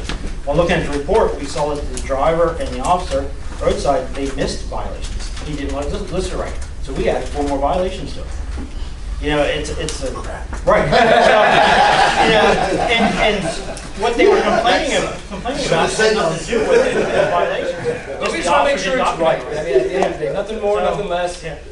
And we have to answer to the federal government. We just want to make sure it's right. Nothing, like I said, nothing more, nothing less. We wish you guys well in your careers, and hope safe travels. And we want to make sure it's right, because there is no defense if a mechanical breakdown or mechanical failure caused an accident. Like they said, I mean, do you want to be the guy that killed the kid in the car seat because you didn't do a pre-trip because it was raining out that day and nothing's ever wrong with your truck or something? Yeah, I mean, load securement, how the issue is, you always think of a big piece of machinery falling off a truck, or, I mean, I've seen video of tandems coming off a truck, going over in the other lane, going through somebody's windshield of a bus. I mean, I've seen that. I've seen one of the horrific ones I saw in Pennsylvania Turnpike about 3 years ago. A well drilling truck had a bit that wasn't secured on the truck. It was only about a foot long, maybe about 4 inches thick. It was some kind of bit that they drill wells with. Had it laying on his thing. He's going down the highway on the turnpike. Again, came off, went through the windshield, killed a lady in the passenger seat. The guy, I mean, I read the narratives all day long. The guy drove to the next exit to meet the ambulance. By the time the ambulance got there, she was dead. You know what I mean? And that's just a simple thing on a digging driller, a little piece of equipment. You don't think, oh, you know, and if you would stop him on a roadside and you would put front security equipment, oh, that's crappy. What are you doing? That doesn't. But when you see the impact of it, you know what I mean? We did a detail over Hershey Park a couple years ago. Everybody says, oh, you're mean, you're checking the buses, what are you hassling the people for? Well, when the kids would get off the bus, we would take them across over towards the State Police Academy to an airfield over there and have a bunch of stations set up. We do inspections. A lot of them are motor coaches, some are school buses. So we go over there and inspect them. After they drop their passengers off, we didn't interfere with it. Took one of the motor coaches over from Maryland, duals on the back of a motor coach, pulled in there, and had 2 lug nuts holding on the back tandems. I'm not sure if it was an 8 or a 10 lug thing. 2 of them are on there. I had a school bus that I was checking. You see it, and people think, oh, you know, why are you checking the lug nuts? Why are you doing this? Why are you doing that? Well, we've seen things, and whether I saw it personal, they send it to our office. So being in the office, we see a lot more. So we see the importance of, like a lot of people think, oh yeah, he's just going through the motions, checking loose nuts. It's part of the process that we have to make sure things are secure. But again, we see things, and it's for a purpose. And we could talk all day. I don't want to take any more of your time. If anybody has any questions and doesn't want to ask in front of the group, we'll be here for a few more minutes. If you want to ask a question now, that's fine. Yes, sir. I have a question and a comment. One of the things that I see traveling all over, a big problem is people speeding in construction zones. I mean, just flat out driving like idiots. If you're involved in an accident in a construction zone, are the penalties much harsher? I mean, a lot of times the speeding and the traffic violations carry a double penalty or a double fine, or they're defined by state regulation in those states. Everybody knows it's a problem. They put speed vehicles in there, and what's tough about the enforcement in the speed zone or in a construction zone, it's narrow to begin with. So in order to make a stop, it's tough to do it because it's not safe for anybody to stop, cause more crashes by stopping. You have to stop them at the next exit or pull off or whatever else. But they are looking at it, and we understand that because they have these camera vehicles in the zones, so they know what the speeds are of these zones. And they're trying their best to do things, but it's just the way they're trying to address it. Yeah, dash cameras. One of the things the state of Maryland does. That's your best friend. Use camera Because cars. if you're involved in a crash, that can keep you from going to jail. There you go. Because some little rice burner cut you off. You got that document showing there. Same way as it's forcing towards your driver. I mean, that shows you have your seatbelt on, that you're doing your job properly. So if somebody causes a crash and you're involved in it, that video can save you from getting sent to jail for killing somebody. Conversely, Right. if you're guilty, you're they can on video guilty. So live by the camera, die by the camera. So don't think the company's just trying to sit there and watch you 24 hours a day. It's for your safety too. Okay, it's so that if something happens, you're covered. Okay. Again, thank you for your attention. Hope we didn't bore you, but again, we're trying this to come out, and this is part of our mission as well, to do public outreach, talk to drivers, and not just issue citations all day long, things like that. We want to make the road safer, explain the program. If anybody has any questions, we have a lot of carriers out there. Most carriers out there have 6 or less drivers or trucks, like 90%. So they're people we really want to talk to as well, because they don't have Barry to help people out. Mom or the wife is taking care of what Barry does. The guy is the truck driver and the mechanic, and they're just trying to make a buck. And they don't know a lot of regulations. And they run into a lot of problems with drug and alcohol issues because they're not testing, they're not in a random pool, they don't know about the clearinghouse. Unfortunately, for a company like you guys are aware of it through Barry or the company, and you guys are professional and really do a good job. But you're out there putting a lot of miles on. Again, we're just trying to make things safe, and that's where we are. Thank you so much. Thank you. Let's take a 15-minute break. Yeah, eat food. It's important to us, so, most of the times when you guys aren't on time or whatever, you know, you're gonna be going through and dealing with the girl and everything else. So, anyhow, turn over to Ricky for the movement. Okay, good morning. Good morning. So yeah, we're going to go over, and some of these things are things that we've talked about in the past, or if you're new or haven't been to one of these meetings, it's, you know, maybe it's nothing new, because I know when you guys start, they usually go over all this stuff with you. But one of the big things is, yeah, for sure, like Barry was saying, if you are going to be late or you are not going to be making a delivery for whatever reason, you know, dispatch is usually pretty good. If you've contacted them, they'll let us know. And we'll let the customer know. But if it's something like as you're en route and you just got stuck in traffic or whatever, we'll call the customer and let them know. That way, if they have people that they're holding behind to unload the truck, or if they have crews that they were bringing in to unload you, they can plan around that as well. Most of these customers, I mean, you know that there's certain customers that they're there all day. There's somebody there to unload you all day. But some of them, you know, they want you there first thing in the morning when they have people there. So that's why we kind of make sure that we want to get there when you have the help. Otherwise, then you're dealing with all that as well. If you are going to be late, again, if you contact dispatch immediately and you call the office here, the rule that I always like to say is wherever you pulled a load from, whatever Appalachian facility you pull a load from, call there as well, or call there first if there's an issue, because they loaded the truck, they've been in communication with the customer. When you call the office, we're going to also help you there too.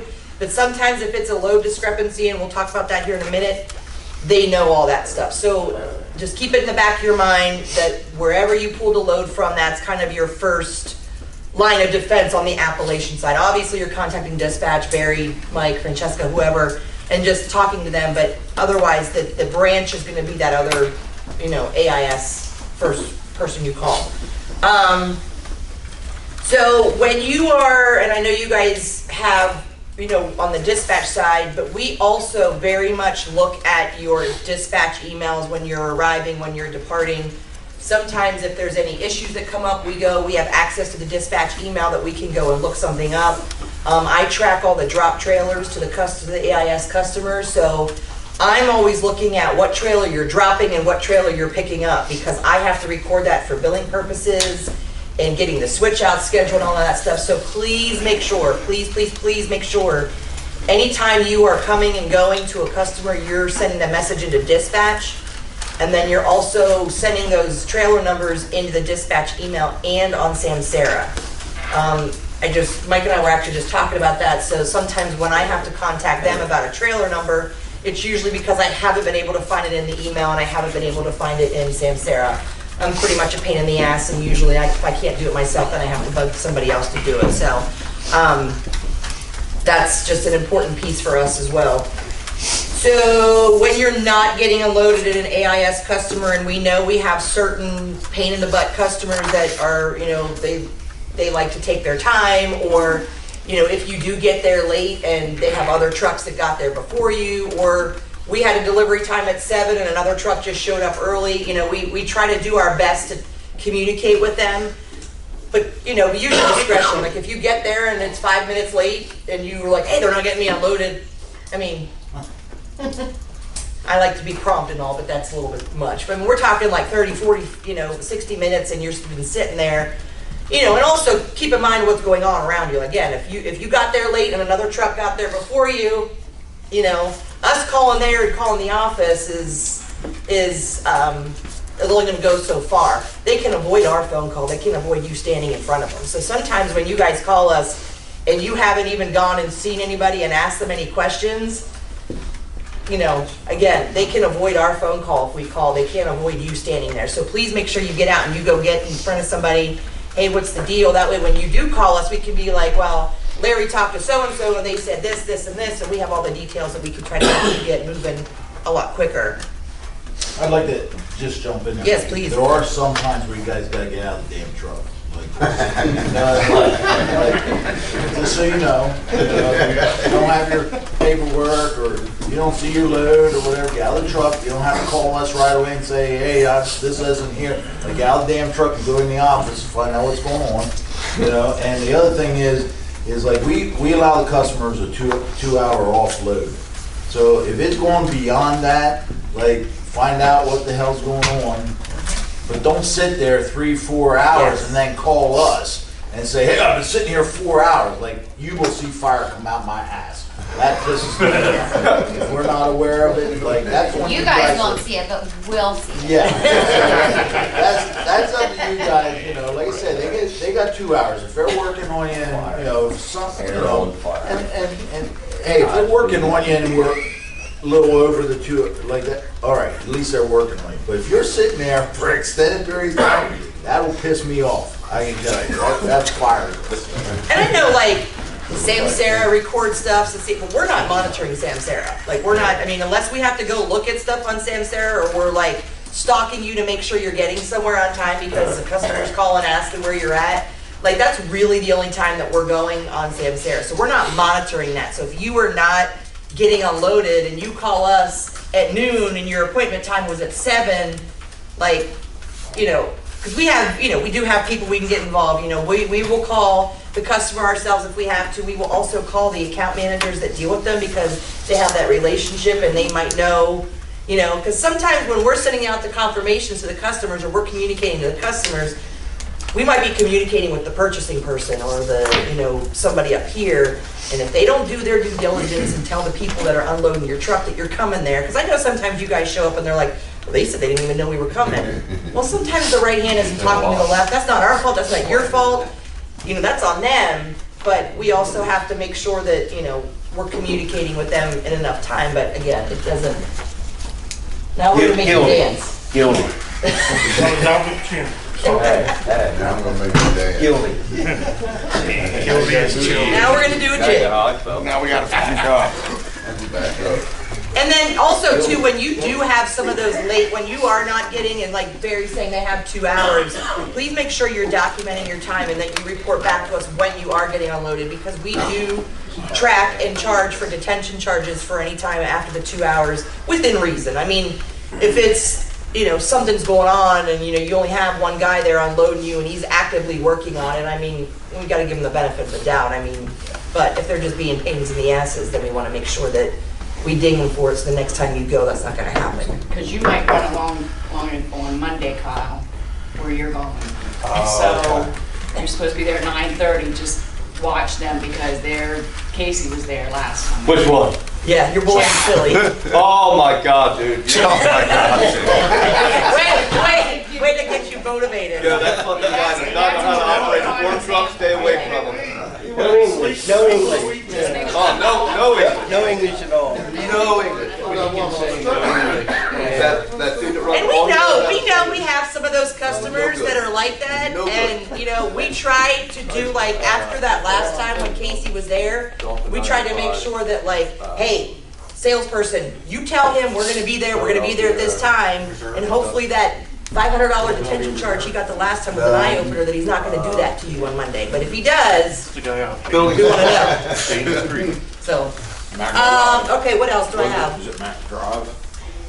When you have discrepancies on your orders, whether it's, you know, you're missing material, they've shipped the wrong material, you're short one bag, whatever, please don't just mark your paperwork and hope that it gets back to us. Call us when you are at the customer's location, not after you left and the next day. Call us while you are there. Chances are, sometimes it may be actually on the truck, but you know, as the people are unloading the truck, you got Bobby over here taking the material off the truck, putting it on his truck, and he's leaving, and now he's telling us we never got it, but his guy took it to a job right before they could finish counting it. Or, you know, you have situations where a customer might only order 4 bags of something, and it's in a stack with a whole bunch of other stuff, and they're only seeing the stuff up top. So we can look at the layout, and this is, again, why it's important to go back to the branch where you pulled the load from, because they have the layout of how the truck was loaded. They can actually see, you know, if that's an issue. So just call us then and there. That way, if there's the issue and there really is a discrepancy, we work it out with the customer. Some customers are like, no problem, you gave me 10 extra bags, I'm keeping them, you know, whatever. Some of them are going to complain about, you know, getting 10 extra bags, and we deal with that. Let us deal with that for you. But you have to call us while you're there. 'Cause we can't really help you when you're 2 hours down the road and you're like, oh yeah, by the way, I have 20 bags left in my truck. We're like, no, that's not supposed to happen. Yeah, I mean, if you're doing a delivery and you're going right back to a warehouse and we've arranged it, okay. If you go to a customer and they're like, well, I have this to return and you don't know anything about it, that's a phone call right away back to the branch where you picked it up, and we're gonna either, if it's a big issue or whatever it is, one of the first things it might be, we might have to call Mike or the dispatch and say, what's the plan for that truck after they leave here? If you're going to Berlin or Winder or somewhere like that, and the customer is adamant that they are not gonna keep it, which a lot of times they are pretty good with keeping it there till we can pick it up. But we don't want them putting anything back on your truck unless we've known about it, or unless we've told you about it, or unless we've marked the paperwork.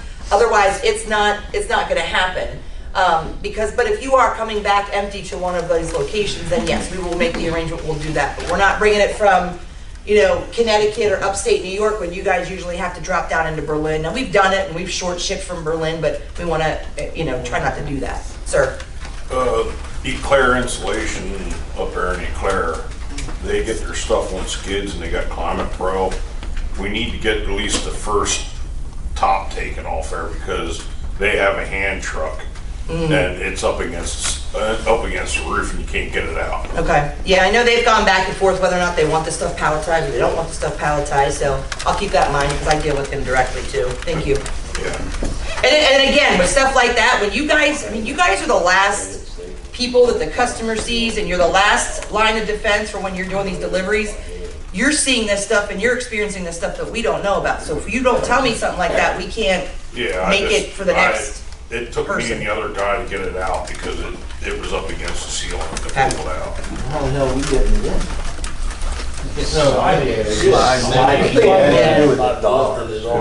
Are you saying they're using a hand jack to get it off? Yeah, we got a hand jack to pick it up, so they're grabbing. They're gonna lift it, yeah. Yeah, it's all more reason we don't want to palletize shit. Well, one customer, Salisbury, Rube Materials in Salisbury, he started getting on pallets. Yeah. It used to be how many hours to unload? He started getting on pallets, and when they're at you can get it off in half an hour. Yeah. It really speeds up unloading. Yeah, if they have the system. Sounds like they don't have the freaking setup. Yeah. Well, even when they get the phone wall, yeah, it's tight. You hardly it's tight for a fork truck. You can get it off.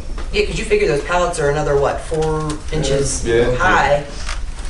So yes, sir. Well, now that we're at it, what if we have the sheeting going? Say that again. The sheeting.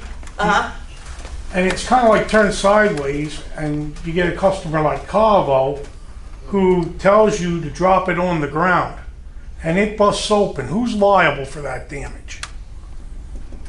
Because sometimes there's just no way to get it turned around because it's as wide as a trailer. Yeah. And if they don't turn it up on end, there's no possible way without me busting a nut, getting it out. Yeah. You know what I mean? When it's up 3/4 of the way in the truck, if it's right at the back, that's okay. Yeah. You know, you mean from you taking it from the back to the front? Yeah, because like a couple weeks ago I was up there and the guy, I pushed it off that it wasn't off the trailer, but some of it was off. He took the forks and busted like 3 of the sheets. It's his. I mean, I would say it would be their problem, but you know what they're going to say. It's always your fault. Well, you're responsible to the back of the trailer. Yeah, I mean, if they're getting that off there and they do something, and we've had people call up too, and they're like, well, yeah, I mean, if we got it here and it broke, and I'm like, well, then be careful. Right. You know, I mean, you don't want to be a jerk, but at the same time, I mean, I take some home, I take it out of a box, I buy a set of plates, and I take it out of the box and I drop it on the floor. It's not the person's fault that I bought it from. Right.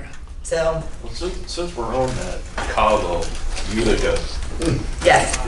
I got a question about that. Oh God, here we go. They won't let him unload anymore. Oh. Cabo? They won't let him unload anymore. Pee-wee. He doesn't unload it.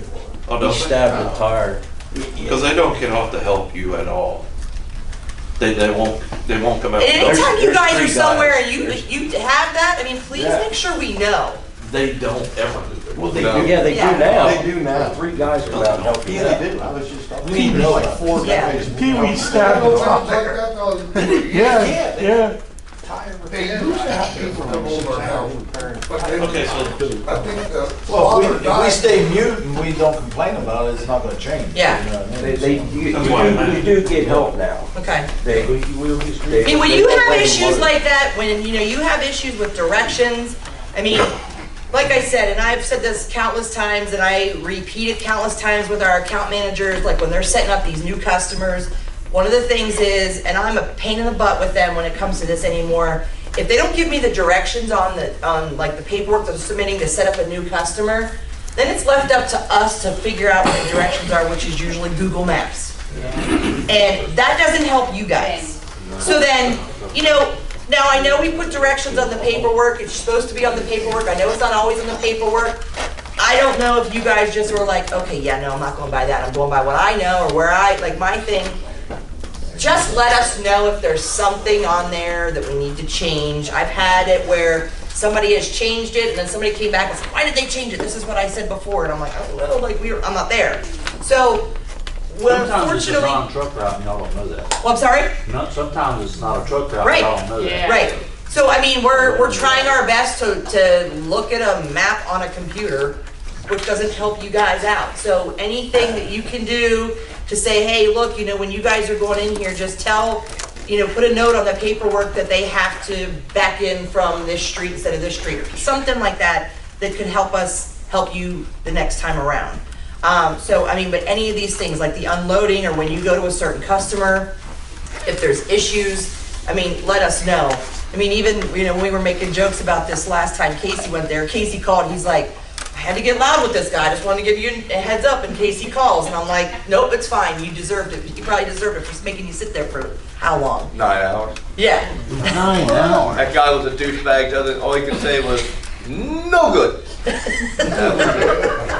No good. That was it. Yeah, so just make sure that you kind of keep us posted. We will do the best that we can. We will also get the account managers involved. Like I said, a lot of times if, you know, you're at these locations and there's an issue, we can't resolve it, we'll call the account managers who's got relationships with them, or might, you know, call the owner who they're dealing with on a regular basis saying, hey, this is what's going on. You know, we're letting them know, look, that guy's got to get out of there now. Like, he's got something else to do, and we know it screws up the rest of the day if it's not moving. Well, if they get past you and Crystal on the phone, they're badasses, period. I mean, I've been at the customer when Crystal has called. And they hang up. Wow. This is your boss. What? He's saying you're a badass. Everybody knows Crystal, especially if they're in trouble. Yeah, and I mean that, like, so. Thanks, Casey. I know, like, a lot of times you guys call, like, Crystal's cell phone, you know, it used to be mine back in the day. We always try to say to call the office. That way, if there's always somebody in this office at 6 o'clock in the morning, if Crystal's off, if I'm off, if, you know, one of us isn't available, there's always somebody else here.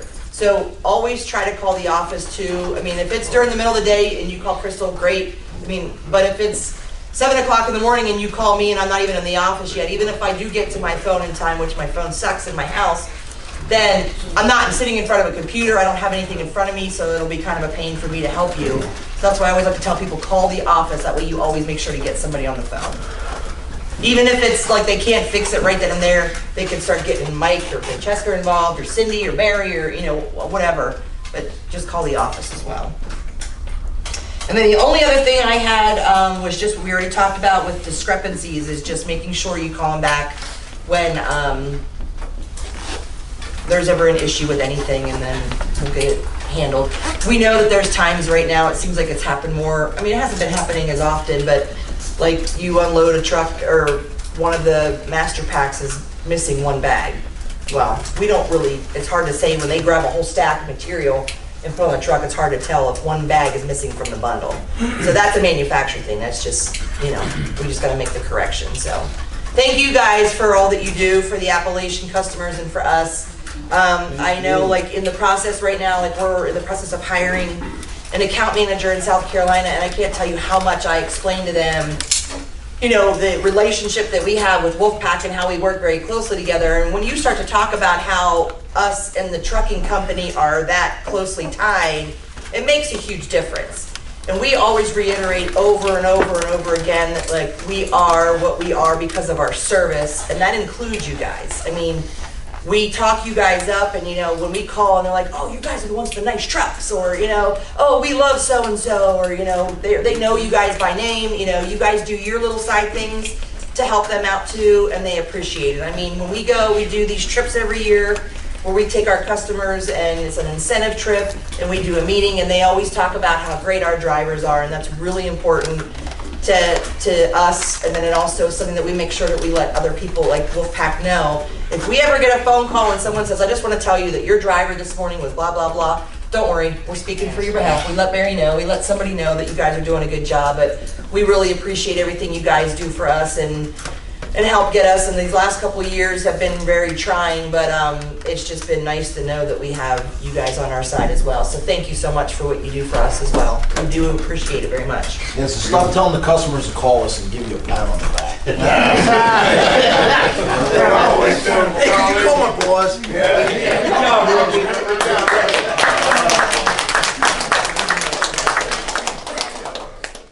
thank you, Tom. You guys are definitely the face of Appalachian, I'm sure. You're the first and like the last face they see. You know what I mean? And absolutely, you know, and I'm more and more involved in the company. You know, it's our service, Wolfpack service, that is hands down the reason we're so successful. No doubt about it. You know?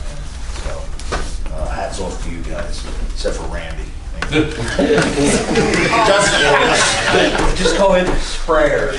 Yeah, sprayer. Yeah, sprayer. Smell like a French door when you leave. So I'll get started here with like the Wolfpack side of things, you know, and you know, we'll bring in Cindy and then Francesca with the brokers and Mike with the dispatch and stuff like that.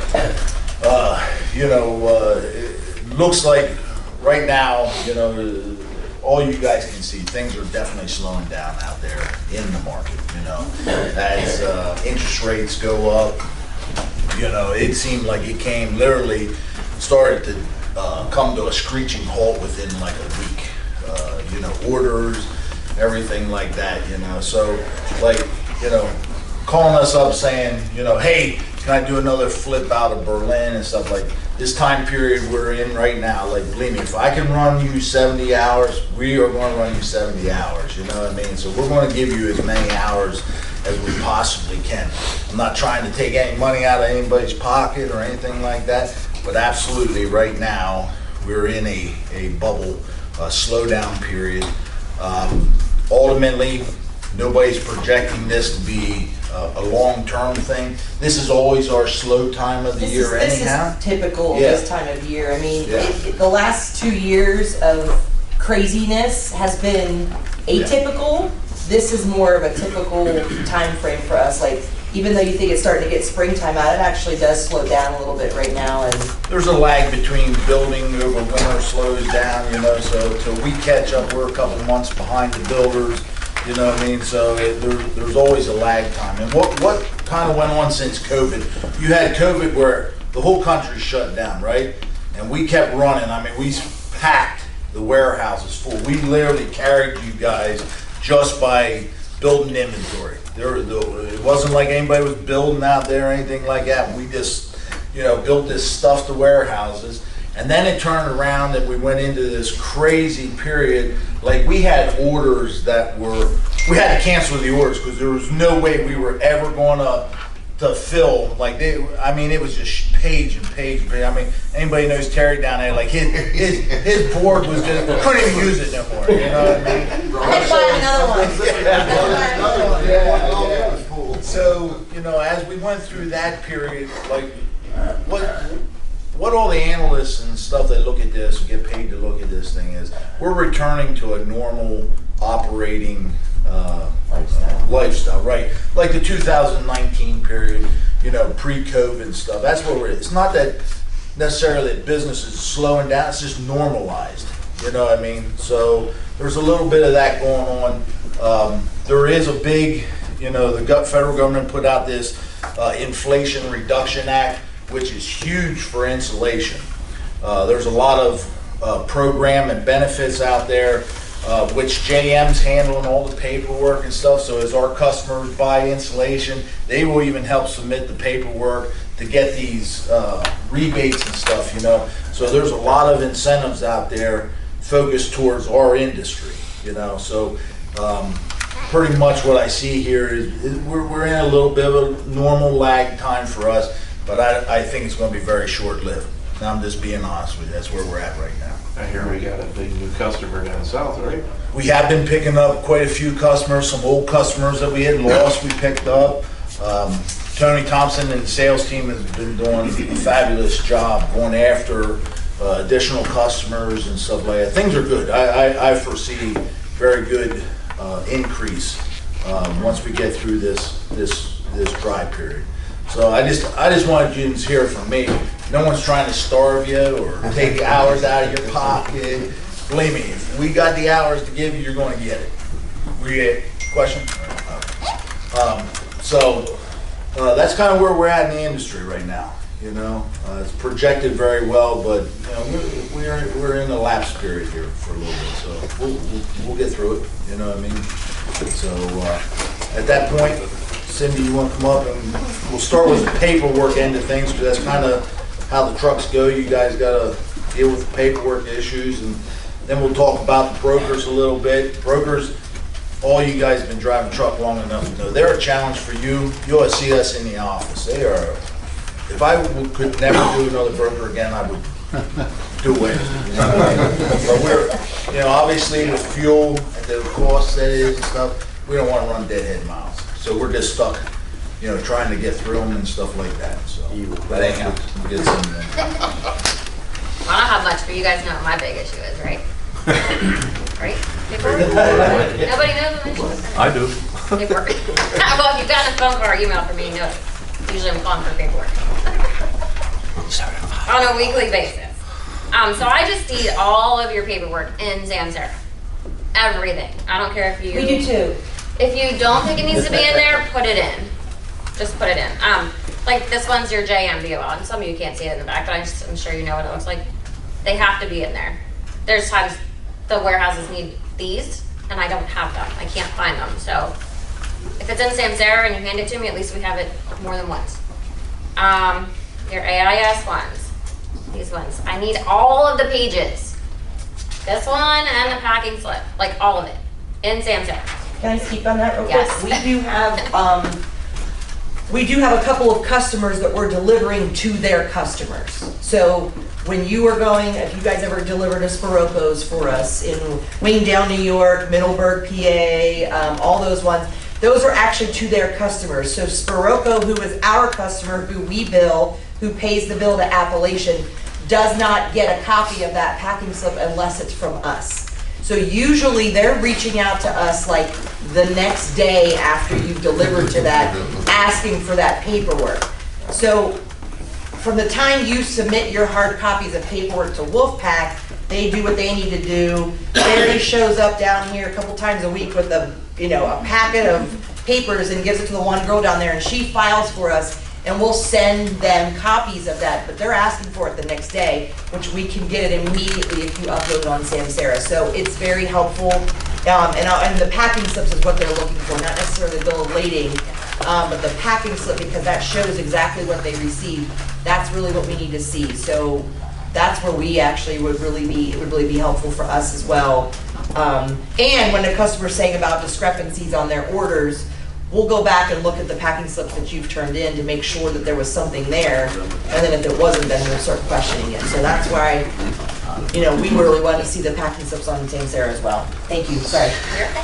And broker loads, everyone knows it's their favorite thing to do. Broker loads. They're asking for their BOLs 5 minutes before you guys deliver. So we need these ASAP. Like, ask Mike and Francesca are getting, and I send them over. They're asking for them literally as soon as you guys deliver them. So, and no like made up BOLs, because there were some that were like And it can't be a packing slip, it can't be any of it, it has to be the BOL. Some of those places, they don't give you a they tell you that you got. Line ship. Yeah, but that's what they make once you say we don't accept it. Make them give it to you. Oh, well, we Yeah, go because- buying shipment, we're the ones in charge of making our own BOL. Yeah, we get Because they a, don't know that we're picking up for somebody else. I got one Monday. we get a report every month, it's a list of brokers that haven't paid yet. And there just has to be some kind of issue with their paperwork, or they didn't get this, or they won't pay it until we get it, so, until we get it to them. Your fuel receipts, just make sure they're in Samsara, you guys all know what they look like. Blue Beacon. Blue Beacon's another issue. Y'all know what your Blue Beacon receipts look like, just make sure they're in Samsara. I think I emailed everyone the procedures for Blue Beacon. I know, gotten calls, they're still saying we're not in the system.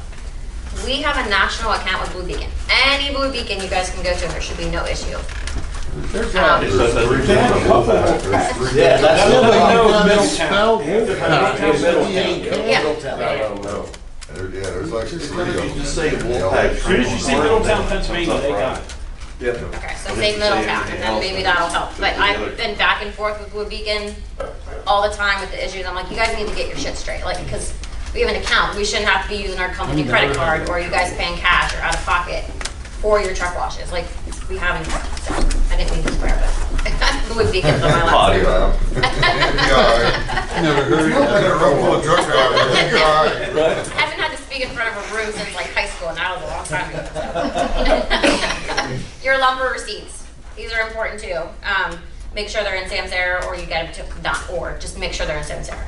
But we need these too, so we can bill the broker for these, and we can get our money back, or your money, or however it was paid for. And when we do the lumpers, there's certain ones that we don't get, they email it to us, we just want, you just want to Forward it to forward us. the email to you? Yep.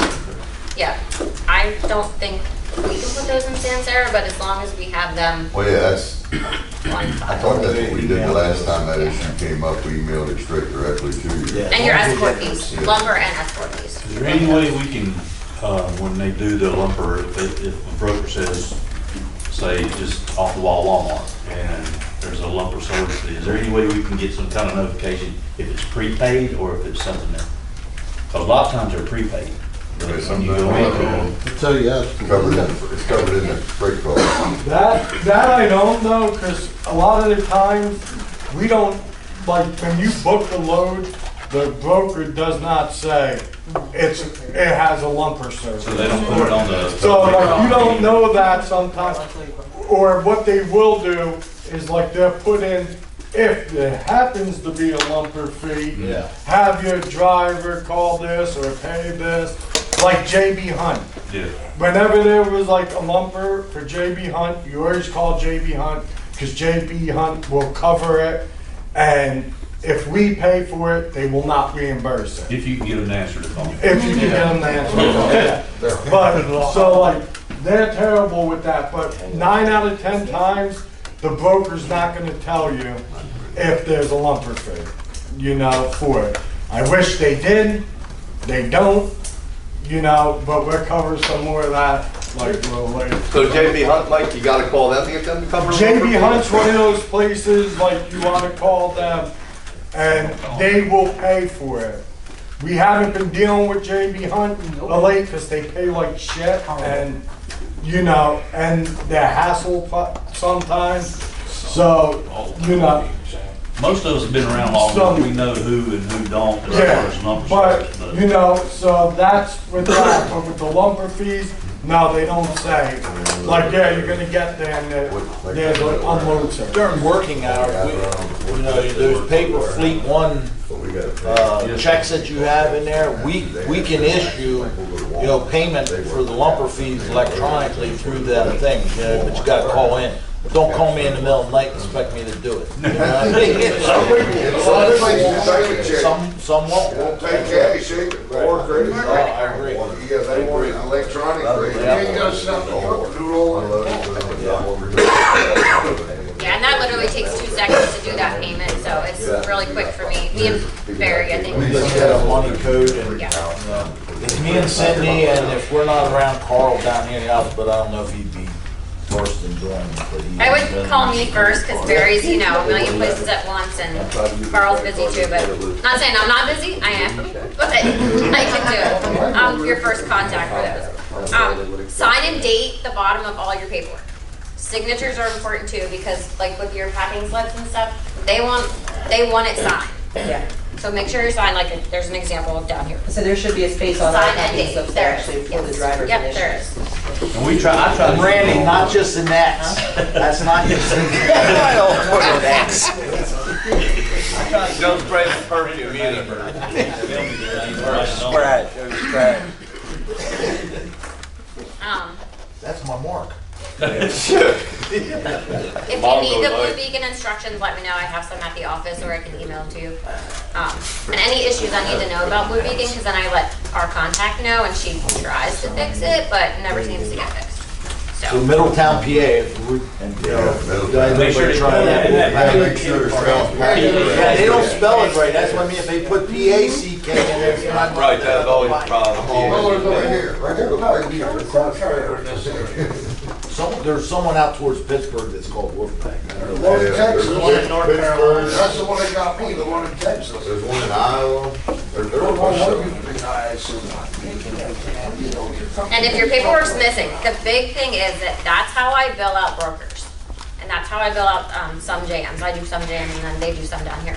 But if I don't have that paperwork, we're not getting paid. So bottom line is I need your paperwork and Sam's there. Okay? This way. That's for the recording audio Yes. part of this. Chris, if you can make sure you do.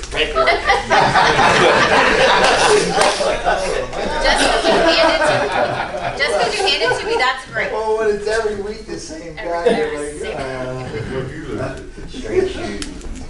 That happened one time, and it came down. I accidentally sent it down here. It was and just the other day. It was yesterday. Charity's like, you sent this. I'm like, oops, that's where response paperwork went. That was my fault. I will Oh, own it. wait, where's his paper? Gave it to you. I even called him got like, it. where's your paperwork? I had it sent. All week she did it.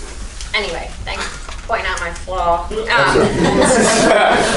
one flaw that I have. Your med certs and CDLs. It's important to stay and keep those updated and renewed, because without those, you cannot drive. If your med cert's expired and your CDL's expired, you're couching it because you're not driving. Like, it's the law. It's not us trying to keep you home. Like, it's law. And I do send you that a month before at least. I try really hard to let you know, hey, it's going to expire. You have to go get this stuff.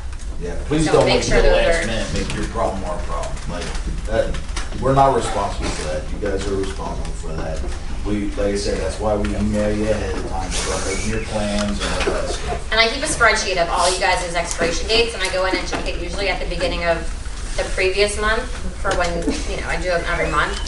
So then I can start sending out emails. So just don't wait till the last minute and be like, oh, I can't get this done, or you have to have it done, or you're not driving.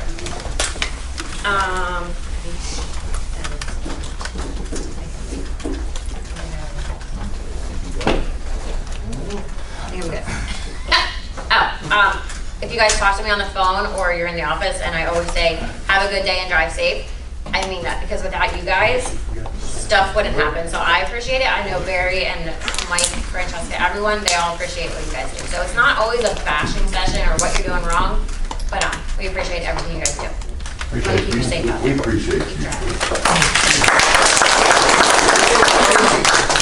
Can't talk to her, it wasn't like that. Francesca, you want to talk at all about brokers? Sure. Good morning, everyone. For those of you that don't know me, my name is Francesca Garcia. I am the broker dispatch at the moment. Just want to kind of, introduce myself. I know you guys are probably been driving way longer than I've been alive, but I've been a dispatcher for about 4 years. I am still learning. I do not have a PhD in trucking, so please, whatever knowledge you guys can give me, I will accept it. A few things that I wanted to, kind of tell you guys. For one, if you guys, well, first of all, you guys hate doing broker loads, and I don't like booking them either. They're hard. They're not easy. There's certain places like Florida, as you guys all know, is not the easiest place to get broker loads out of. So whenever I do book broker loads out of Florida, I really need you guys to try to make it there on time. Because again, it's hard to find them.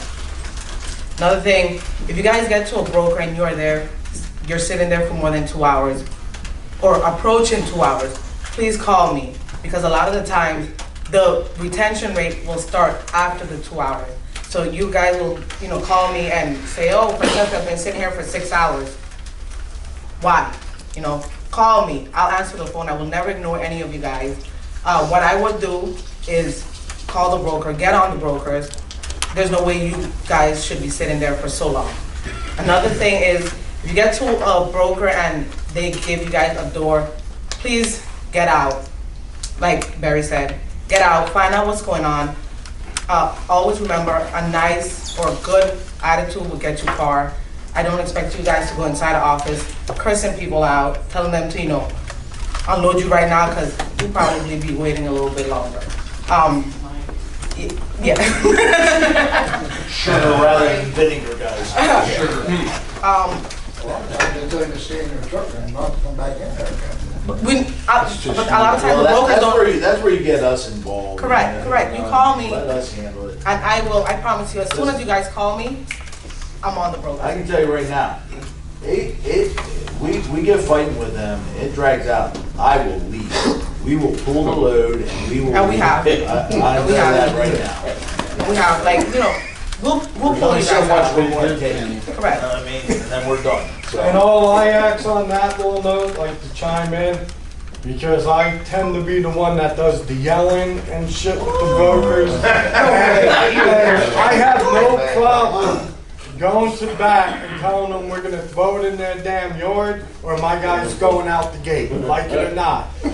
But with that being said, please make sure you did everything on your end before Mike turns into, Hulk and Hulk smash, and I lose it, because then it sucks when I'm going off on a broker and then they find out the driver never reached out to him, never checked in the office, because that has happened, and That's another thing. So, tracking, right?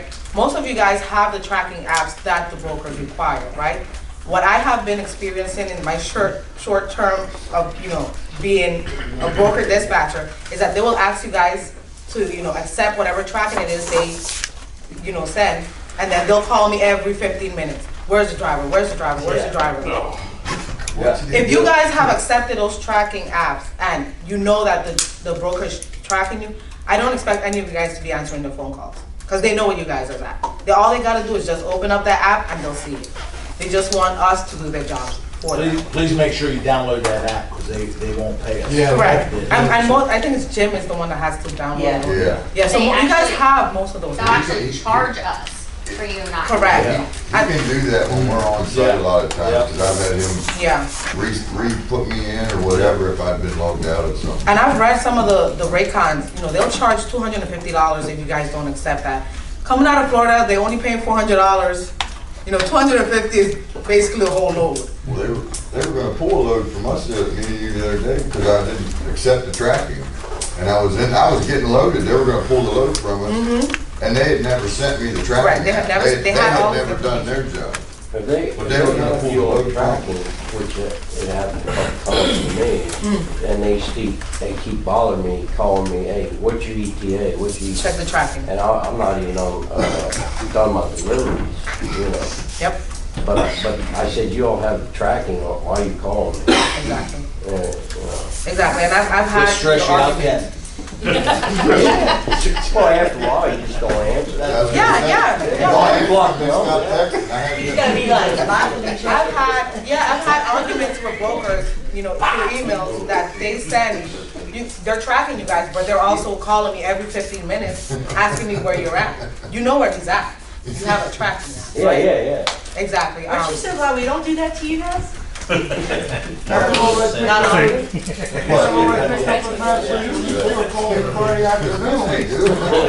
meeting? They kept saying they were tracking, they were calling me, what meeting? Yeah, you're not I'm even. like, I'm at home for the weekend, I'm Exactly. gonna get picked up on Monday. Oh, yeah. Yeah, I Didn't want to go to start training. exactly. That's another thing, kind of lost my thought of train. But, if they're tracking you guys, I don't expect you guys to be answering the phone. Most of the time you guys are driving. I don't want anyone to get injured because a broker is on them every 5 minutes asking them where they're at. Ignore. They are a pain in the ass. They are. Another thing I wanted to just kind of tell you, I know you guys, some of you guys have been here for a long time. You've been to some of these broker loads already. If I send you dispatch and it's to a broker that they're shitty, they have you waiting for all these hours and then there's a problem, call me and let me know. I have no problem canceling that load and finding you something that's gonna load you in a timely manner. It's no issue for me. I just, wanted to thank everyone as well. You guys have been extremely nice to me. I haven't had any kind of altercations or any type of, Not yet. Give it a minute. Not yet. Not yet. But I am very easy to talk to. So if I did something wrong, or if I do something wrong in the future, we're all humans. Please let me know. I won't know that I did something wrong unless you guys tell me. All right? Thank you, everyone.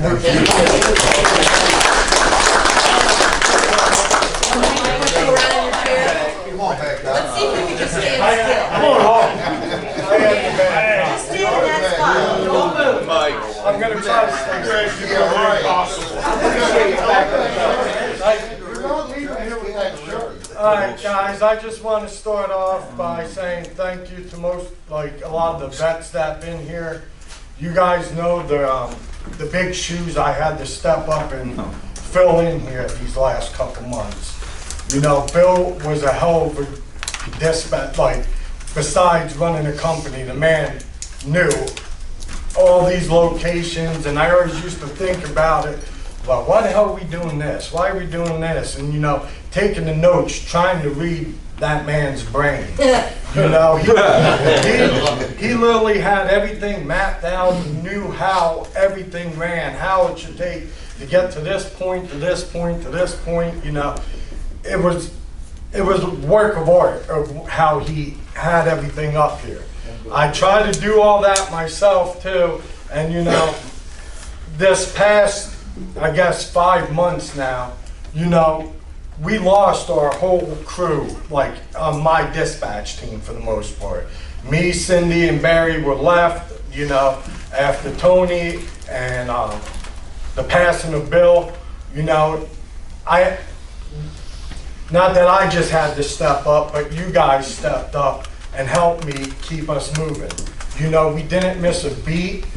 Even right after the funeral, we were in here the next week pushing and, business as normal. And I appreciate you guys for that. And, I know I could be a little rough sometimes. I am extremely passionate about my job. I am a person that I wear my emotions on my sleeves. When I'm happy with you, I am. When I'm pissed, unfortunately, that I'm pissed. When you gonna jerk a tater? Yeah, I want to start off because I'm gonna hit us with some negative stuff that we need to avoid.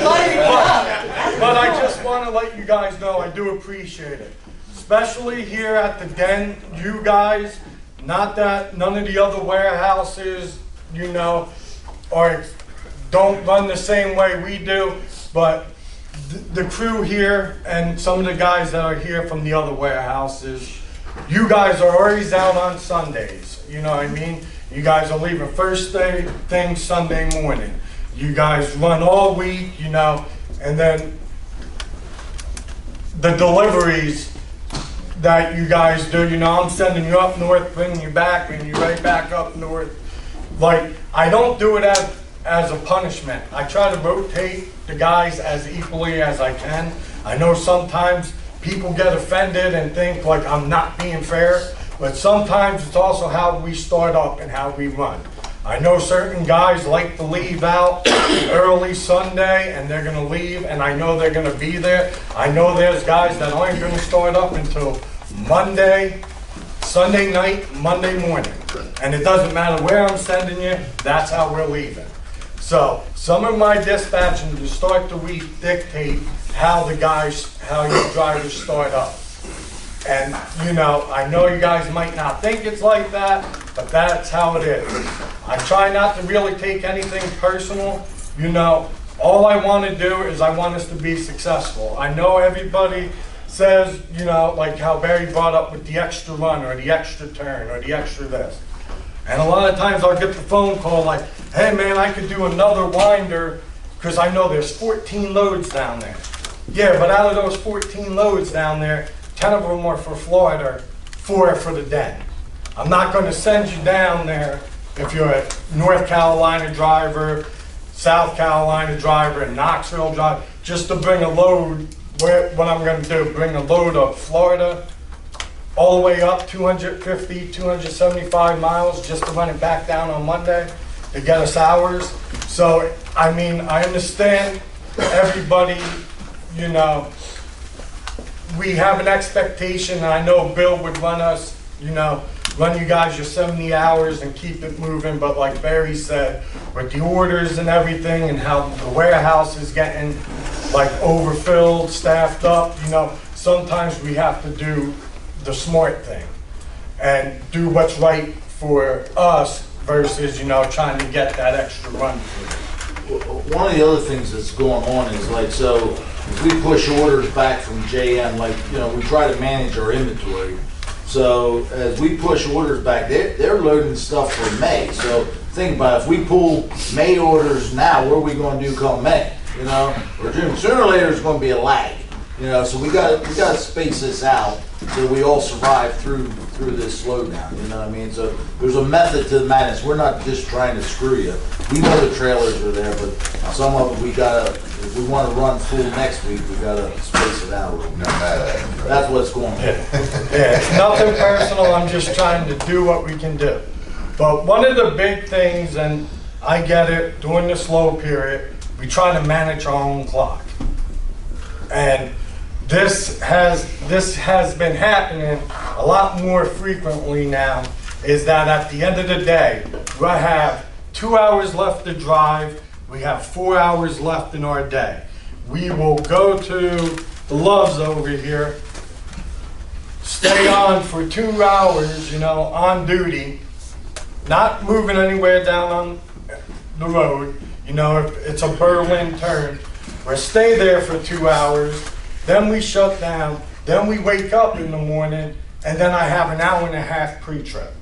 Like that's 3.5 hours, like, for a pre-trip. Like, that's the stuff that will get me irate, you know, like with these customer deliveries, you know, we stride on our on-time deliveries, you know, that's what sets us apart from everyone else. Because, you know, Crystal will get a call in, she calls me up, hey, this is a new customer, they could take this ASAP. I'm lining you up, I'm trying to match you guys up and use your clock. So if I see you have 6 hours left for the day, I'm planning you for that delivery the next day if you run that full 6 hours.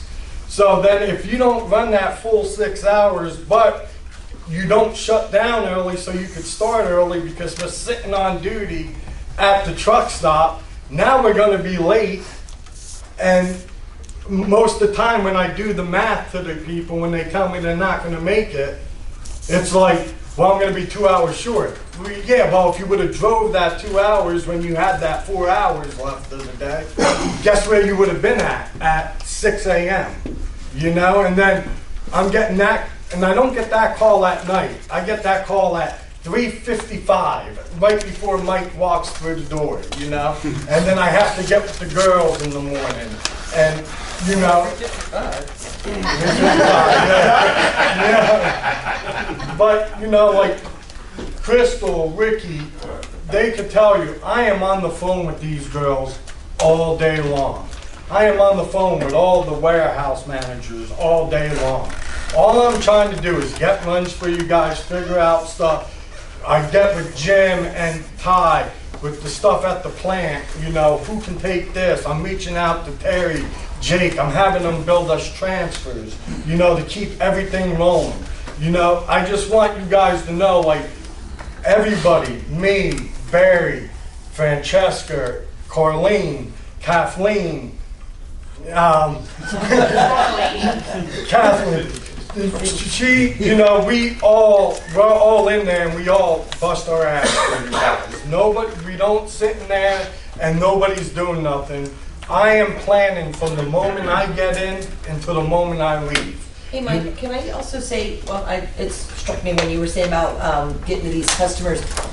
I know sometimes you guys do go ahead and contact the customers yourselves and then get you in earlier, like the day before, or you know, you're starting to make your way up there and they're like, yeah man, you call me at 5 o'clock and we'll get you unloaded. Just let us know if that's gonna happen. Yes. We're fine with that, and if you coordinate with them and they're good with that, just let us know, because we actually print out the schedule for the next day.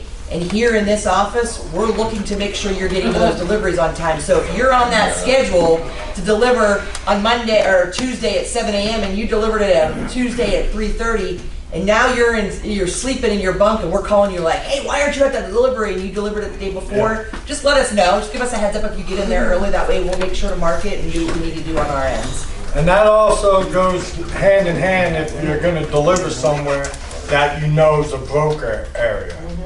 Because if we're planning you to be empty by 11 o'clock because you're going to North Situate, but for some reason they got you in early and we got you a 1, 2 o'clock pickup because it's 2 hours away, trying to give you a little flex. Now you're empty at 9, going there. Now we're going to spend half our day just sitting on duty, where, you know, that's where we can readjust, cancel that broker, and try to find something. Now, everybody has noticed Florida has been the hot point right now. We have been hitting Florida. We're trying to restock them up. They are booming down there. Same thing, because I have guys last week home. Now, just so everyone's aware, if you get down to Florida after 12 p.m., the odds of us finding a broker load for you become very slim, because it's either, if the ones that do have the windows, those are the first ones that go. So those 8 to 3 loads that we get the day before for you guys to be down there, and it's like, well shit, I'm gonna be down there at 2 today. Why couldn't they get it for today? Because that bad boy was long gone, you know? So we have from like 6 to 10 to try to get a good load for you out there. After that, everything kind of gets eaten up, and then you have your second wave that usually come on the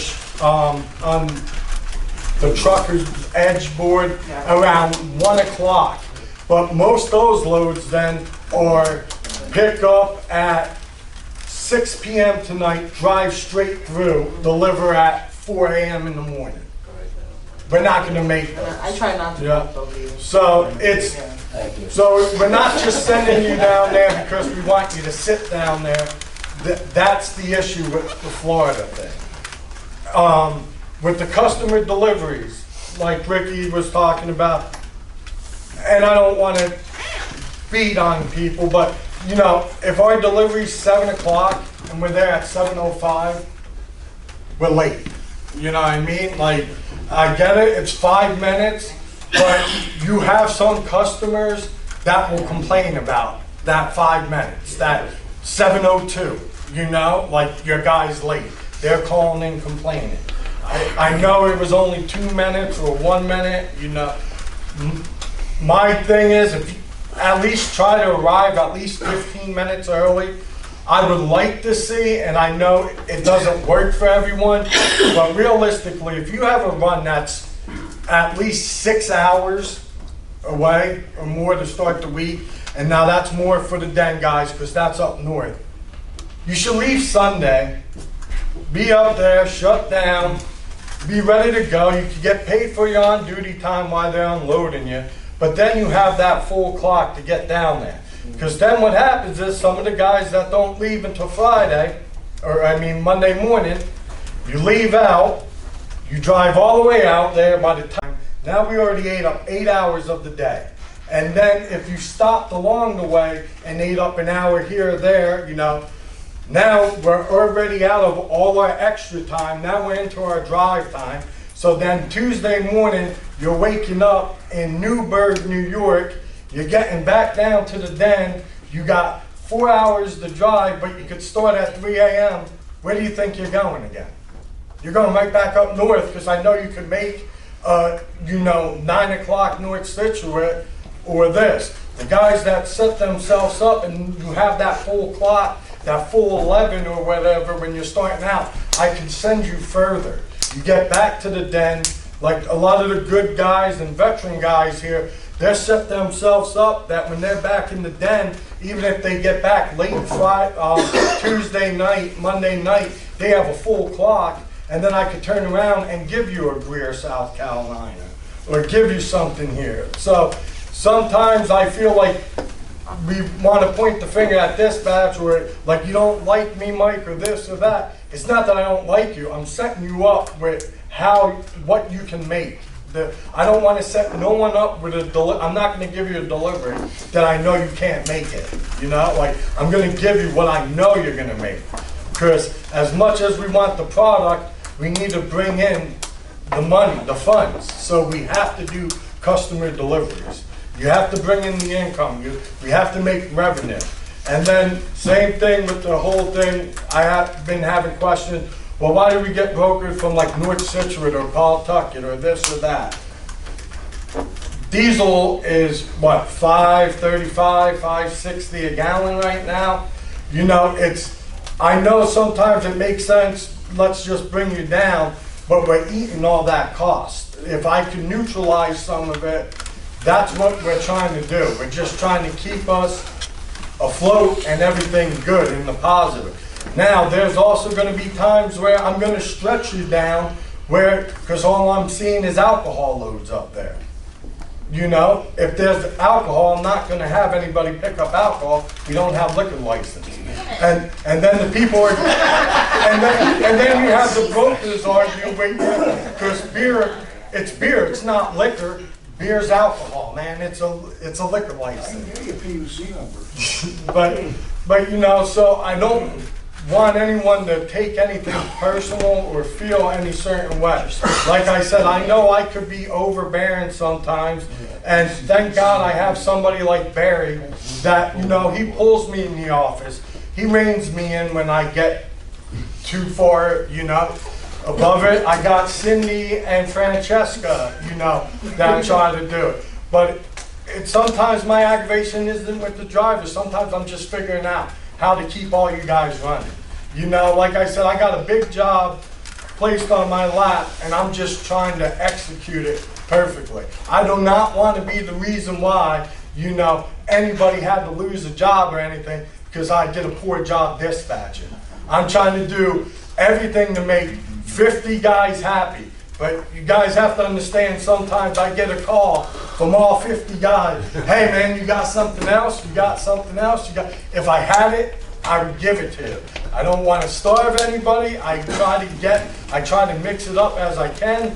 This week, I was able to get all the den drivers. Everyone's getting out of the area. You know, we all got a nice good jump this week. And if I could do that every week, I would do that. But at the same time, I got to make sure certain amount of people need to get out each week, certain amount of people need to stay to start at the week. Because we do have customer deliveries up north.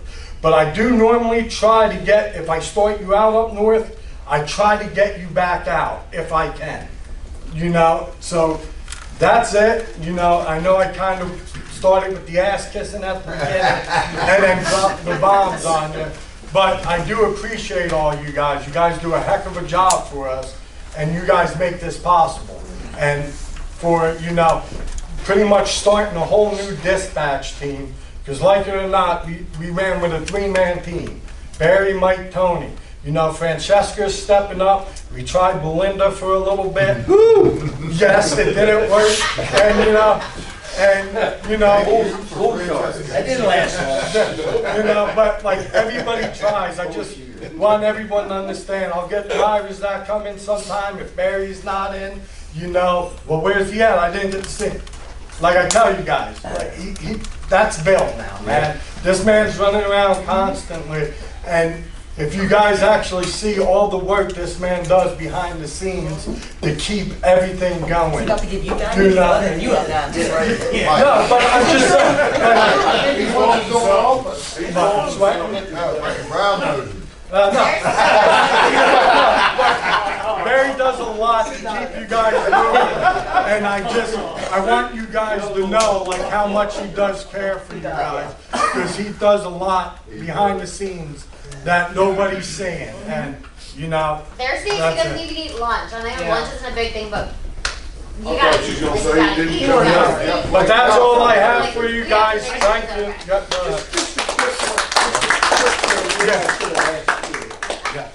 When you do the broker loads, okay, is there any way, if there is a pickup, if any number that is on that confirmation you get, can you please include it? Well, that's what, part of the thing with the training, I covered that with Francesca. Like- I said, if they have 15 numbers on the damn thing, Some break vote contract, on like, there. if I start in writing, Put every, then please put them all, because even if it's not the one, yeah. you, like, I can just show them the phone, and they'll be like, oh, it's that one right Yeah, there. when I try to look for like PO numbers or BOL or reference numbers, but there's some rate cards that have like endless amount of numbers, and you're like, okay, which one is it? But I get it. Especially when you go against. I don't Yes. My question is, Mike, how do I get a shirt like that? I like that shirt. I don't know, you have to look in one of the closets or something. See Jake. CJ. But one more thing before, I just wanted to say one thing. If you guys go to a broker load, right, to pick up, and you were delayed for whatever reason, before you even leave that broker load and you put in the delivery address, and you know you're not gonna make it by the delivery appointment, I need you guys to call. There's a lot of times that I can get the delivery pushed back to accommodate you guys because it wasn't your fault, but then there's some times where they just won't take you. So I need to make sure before you even take those products out of that warehouse, take it to your receiver, that we have a confirmed time. Because then we're stuck with something that happened. Now we have a trailer that we gotta keep until next month. Because, you know, we were told later on in the day that he was gonna make it later on. So I need you guys, before you even leave, Francesca, I'm not gonna be able to make it there until, let's say your delivery was at 6 a.m. I won't be there until 10 a.m. Call me and let me know. If we can push that delivery, we can push it, but if not, I'd rather the product stay there, and I'll find you guys something else. That's foreseeing any accidents up the road, and traffic delays. Yeah, it does before that. Now, if you're in an accident, that's, you know, out of your control. But if it's something that we can, not you in an accident, but if you're stuck behind an accident, but if you're at the shipper and we can get you another broker load, Because we're telling we'll them do to take it. it off. Yeah, we'll do it. And find you something else. Going to keep moving here. One of the things I just want to reiterate is like, just be respectful with your time, guys. Like, we're not trying to starve you out or anything like that, but like, you know, a couple hour pre-trip, like seriously, man, like we see it. You know what I mean? There's a lot of times I don't say anything about it, but you know, if I get in there and I'm doing something else and I flip through your loads and stuff, like, you're not hiding anything. You know what I mean? We can see everything's recorded. You got, you know, you heard them this morning. You know, everything. You guys fart the wrong way, it's freaking tracked, you know what I mean? And to touch on Mike about, you know, how you're setting yourselves up, it's always been like that. That's the model we run here. And the guys that are the most successful and do the best in the driver bonus, so that bonus is a lot of money thrown out the window. Like, set yourselves up. I'm not going to tell you how to do it, but like Mike says, the guys that are at their delivery point with a fresh clock, they're the guys that are successful, I can tell you, through the whole program. That's just how the model that this company runs. So there's something to think about, stuff like that. So Some of these places we just can't sleep. They don't have an area to store. So me, I try to get as close as I can, and that's how I pre-trip myself. Yeah, you know, I mean, that's what I say. You got to manage your own clock. If you know that you can make that truck stop, and that's a good place for you to shut down, and it works for you, I would get there and shut down. So anyhow, we're going to move on. I guess Heath, you're up with shop stuff, any shop news? And, you know, Scott Fry's here and get into all that stuff and we'll go from there. All right, I only have a couple things, but one, like Mike said, with the dispatch, you know, I've been in trucking, it's all I've ever really did since I got out of the Marine Corps, so I understand where there's only usually one person other than dispatch and everybody hates more than dispatch, and that's usually the job I have. So I understand where he's at with people you get frustrated and whatever. The trucks we're dealing with right now are a whole new ball game of, excuse my French, as she didn't want to swear, bullshit.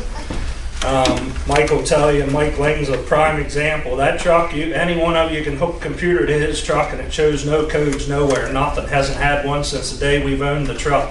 Yet, how many days a week, Mike, do you have a D-rate and light code? Every day, most days.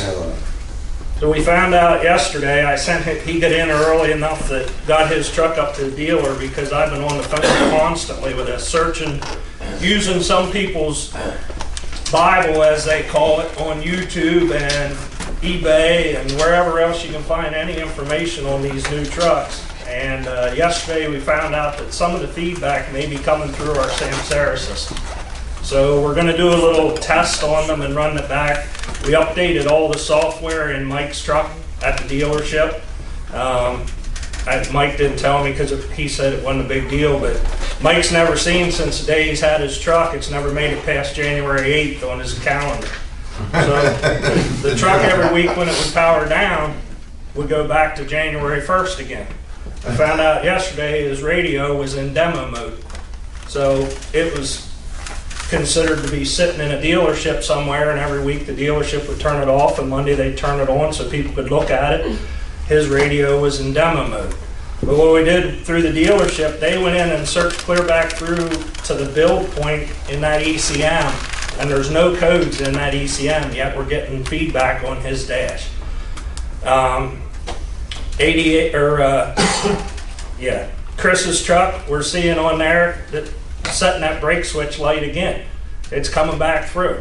Like, I forget who it was, Ricky said about not monitoring Samsara. I can bet almost all of you can't come in my office without it being on. Because I'll watch all these trying to figure out what's going on with them. It's like playing freaking Russian roulette anymore. The electronics are just crazy.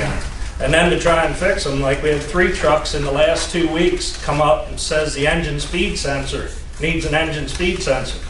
How many of you have ever seen an engine speed sensor? Because there isn't one. Yet it's telling you that's the code, and that's an actual code, Cummins code, engine speed sensor. Yet when you break that code down on the diagnostic side, it actually goes down to a cam sensor and a crank sensor. The pair of them make up the read that comes to an engine speed sensor. Greg, I've talked to him a couple times the last, week and a half now, had an issue with it. His truck will start up and start idle, and then it just acts like it's running out of fuel, which we'll get to something with the fuel next too, because I've had a couple guys call.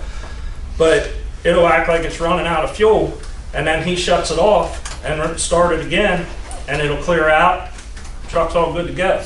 Sets the same thing, engine speed sensor at idle. Yet the problem is the cam sensor. So it's like the diagnostic trees they're not right. I think what happened, all you guys that have the new 990s, that has the most multiplex system in it. Does everybody know what multiplex means? It uses the same wire for multiple things. So like there's so much data going through the data link in them that they can't, all the processors can't process all the data for, like it uses that cam sensor for engine position, RPM, and basically what's called your firing order, so anything that runs off firing order. Well, when it get one of them, so all 3 of that data is running through the same wire, it can't like split it fast enough. So the multiplexing on it is part of the problem. Some of the guys have had where, and I've heard guys say, well, you just put me off for half an hour telling me to shut the truck off for half an hour. No, there's a lot of history behind that. I explained it to Mike and Gray and a couple other guys. If you go home or you leave, you have a home computer or whatever, you shut it down. Jim's IT guy, when you first shut that computer off, not everything shuts down.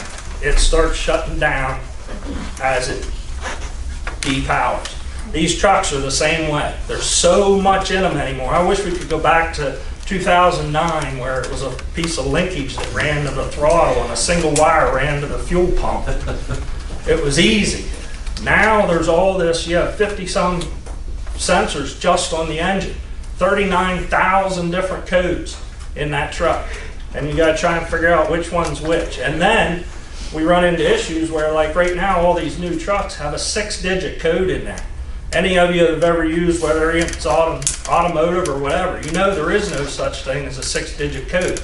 Standard rate is 4 and 5, and even 5s are considered what they consider ghost codes.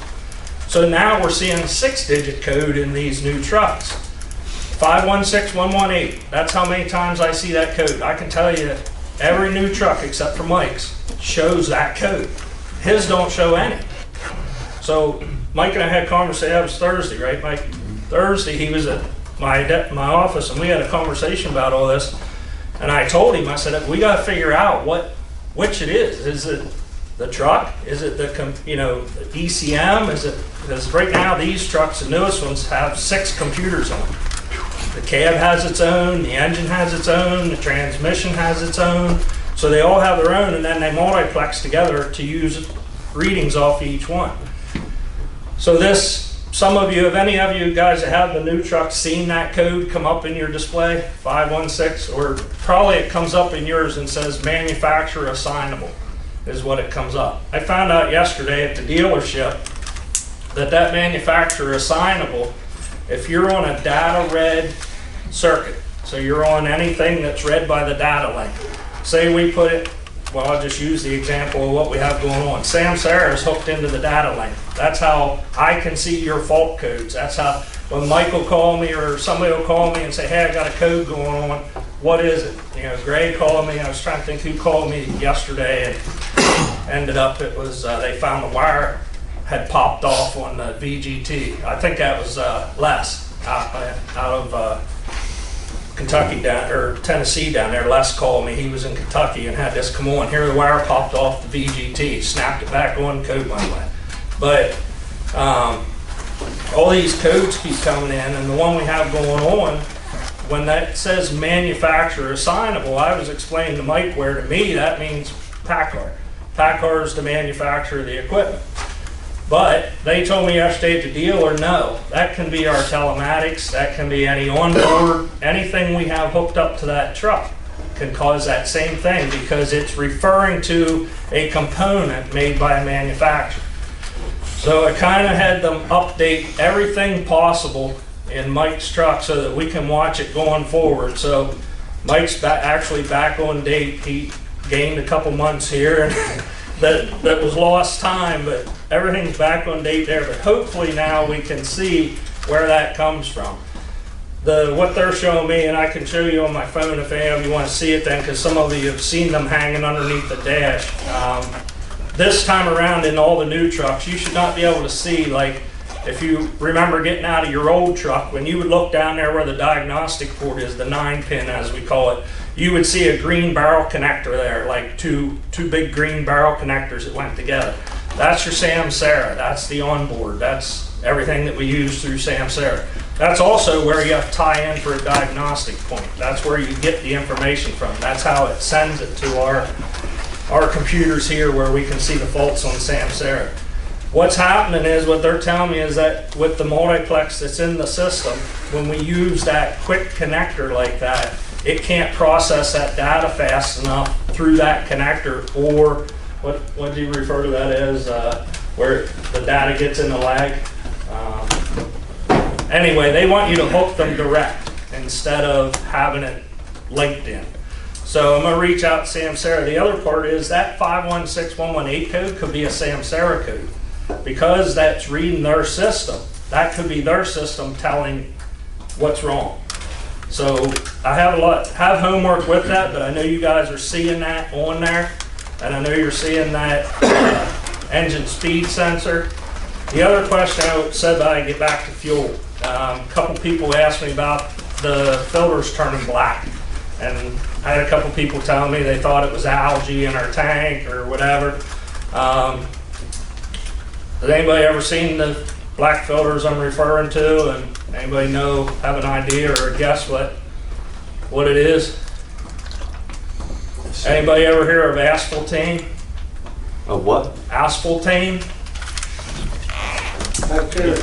Asphaltene basically comes two different times where you run into asphaltene. You probably ran into it when your days of racing and never even knew you ran into it. Sprint cars run into it all the time. That's why they've always ran a log, what's called a fuel log to catch. Okay, asphaltene, think about any fuel, any oil, anything like that. What's the base to it? Crude oil, right? Everything starts as crude oil. Crude oil is basically the asphaltene level in it is why when they measure it and they use the heaviest, worst grade of it to make the stuff out here we call blacktop, asphalt, roofing shingles, all that stuff, that's all where that comes from. The asphaltene is in that crude oil. So when they refine it to make fuel, that asphaltene's supposed to be dissipated out. That's what they're dissipating out of it. Two of the problems that are happening right now is, one, they're trying to produce so much fuel because, we're buying fuel from across the pond. They're trying to keep up with everything, and we're getting fuel that's of a low quality. And then they blend it with a biodiesel yet for the lower quality, so that asphaltene is what's making it through the system. The downfall is if we would put that in, say, like, if we go out here and pull, he left. If we go out here and pull the fuel filter out of 11 and compare it to one of these other trucks where that truck is not a common rail injection motor, his filter's not black. The reason is when common rail fuel injection runs that fuel pressure in that rail above 30,000 PSI. Takes that fuel and just same thing sprint cars do, race cars do, high fuel pressure. Jams it in there. Soon as it does, what happens that asphaltene breaks away as its own particle, and then that's where that black comes from on your filter. That's asphaltene. Now they have finally came out with treatment for asphaltene. So I have it ordered here. Our next batch that's put in to treat our fuel out here will have an asphaltene treatment in it. And also the stuff I ordered 3 cases on Wednesday, I think it was, for the small bottles. How many people are using the fuel treatment? Everybody should be using it all the time, all year round. It's not just a winter fuel treatment. Stop. Every other. Yeah. We were told to stop. Yeah. Who was told to stop? Last year they told us they're putting it in the fuel in the tank now. Here, you don't need to get it. You don't need to use it when you fuel here. Like you're local, you fuel here every day. The tank out here is treated. If you ever see that little barrel sitting at the back of it there, that has a timer and everything on it. Every time we get a load of fuel, Carl or I go out and treat the tank that came in. That treatment that's in there is the exact same treatment that's in the small bottles back there. They'll switch it out from the FPPF stuff to that same product that he was using in the tank. Probably 6 months after I got here. Do you regulate the flow of the treatment that goes in since the fuel is kind of stupid as far as product wise? This fuel treatment you can't over-treat. You can't hurt. FPPF you had to worry because FPF fuel treatment for biodiesel will actually start the growth of algae. So this product we're running, every tank? You don't need to do it every tank now. About every 400 to 600 miles is a fair with today's quality of fuel. 400 to 600 gallons? Yep, 400 to 600 gallons. Put another bottle in. Sorry? Put another bottle in there. Correct. That one bottle, just one bottle is fine. If you, So every 400 to 600 gallons you want us to treat it? Correct. Okay. Yes. If you're running where you're doing it all the time, that is plenty. If you're only doing it once in a while, like whenever you remember or forget, dump 2 bottles in. But if you get doing it like that, every 400 to 600 gallon, you're paying attention to it, and you're consistently putting the bottle in, minus when you fuel here. Yes, I'm telling you, you'll see a huge difference. Is there any way to get some sent to the terminals that we pull out of? Yep, there was just some sent to a couple of them here recently, but yeah, let me know which ones need. I've never seen it. Okay, I know, no, I haven't. There was some sent out there back before, what's her name went out there? Yeah, but I'll send some back. There's 3 cases coming in now, so I'll ship some out there. Did you see any in Carolina? Yes, I seen them mighty low down there, I just didn't see the problem. Yeah, that skid that was all shrink wrapped together with antifreeze and oil and all that, there was a box in the center on the top that had fuel treatment in it. Florida, Gail usually keeps it down there often. She'll usually text me and say when she needs it, so yeah, you should have down there. We don't have any in Virginia. Don't have any in Virginia? All right, well, I'll call them on Monday and order 3 more cases, and I'll just send one to every branch. But even let them know to start even watching. then, they don't have anywhere to put it that we can get it. Well, these bottles are only, you know, like that. The case of it's about the size of the shoebox. So, and you don't need to carry a lot of it. I mean, you're only going to use it, you know, once a week, maybe once every 2 weeks, depending on when you fuel here. If you fuel here, you're getting it automatically. You know that our depth is sitting outside. So, but that's where the black on the filter's coming from. And one thing you'll notice with it that is different than what you're used to watching. A lot of you guys have been driving for a long time, so you will know how to watch that filter and what it does as far as your fuel and your power. You know, 2 things have changed on them filters. If you remember, the paper element, the paper wrap, or the zone, as they used to always call it, was in the middle of the filter. It's no longer in the middle of the filter. It's in the top of the filter. If you watch it, you'll see that that's either in the top or the bottom. They've moved it on the thing, so it's hard to watch. A lot of guys used to say, "Why watch the paper?" That you kind of got to watch the level itself of the fuel anymore. But you'll see that your fuel level will be in the middle, and your black will be clear at the top of the filter. Don't worry about that. Where your fuel level is, wherever your level is, everything below that's where the filter's full. Above it is still usable filter. It catching that black, that asphaltene, that's a good thing that it's catching it. That means it catches it down here, and for it to get it out of the way, it's pushing it up the filter. One thing I have had a couple guys tell me, when it gets about 3/4 of the way, it'll go to the top just like that, which makes sense because you can see it when it's down here, what it's doing. It's catching that dirt and taking it out. And you don't need new fuel filter. Excuse me? You'll need new fuel filter when it hits the top. Yep. It's in the paint. But the difference where guys were saying is this algae.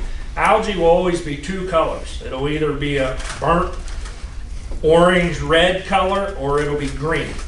They're the only 2 colors you'll see algae. I've never seen algae here at all in anything. Well, I shouldn't say that. The one day cab that sat out back here for a long time because it had a blown injector or something, and nobody worked at 21 that's out here running around as a yard truck now. That had algae in the one tank, and we treated it. Let me change this battery. The engine speeds, I know a lot of you are seeing it. A lot of you are seeing the ones with the engine speed or the regen pressures.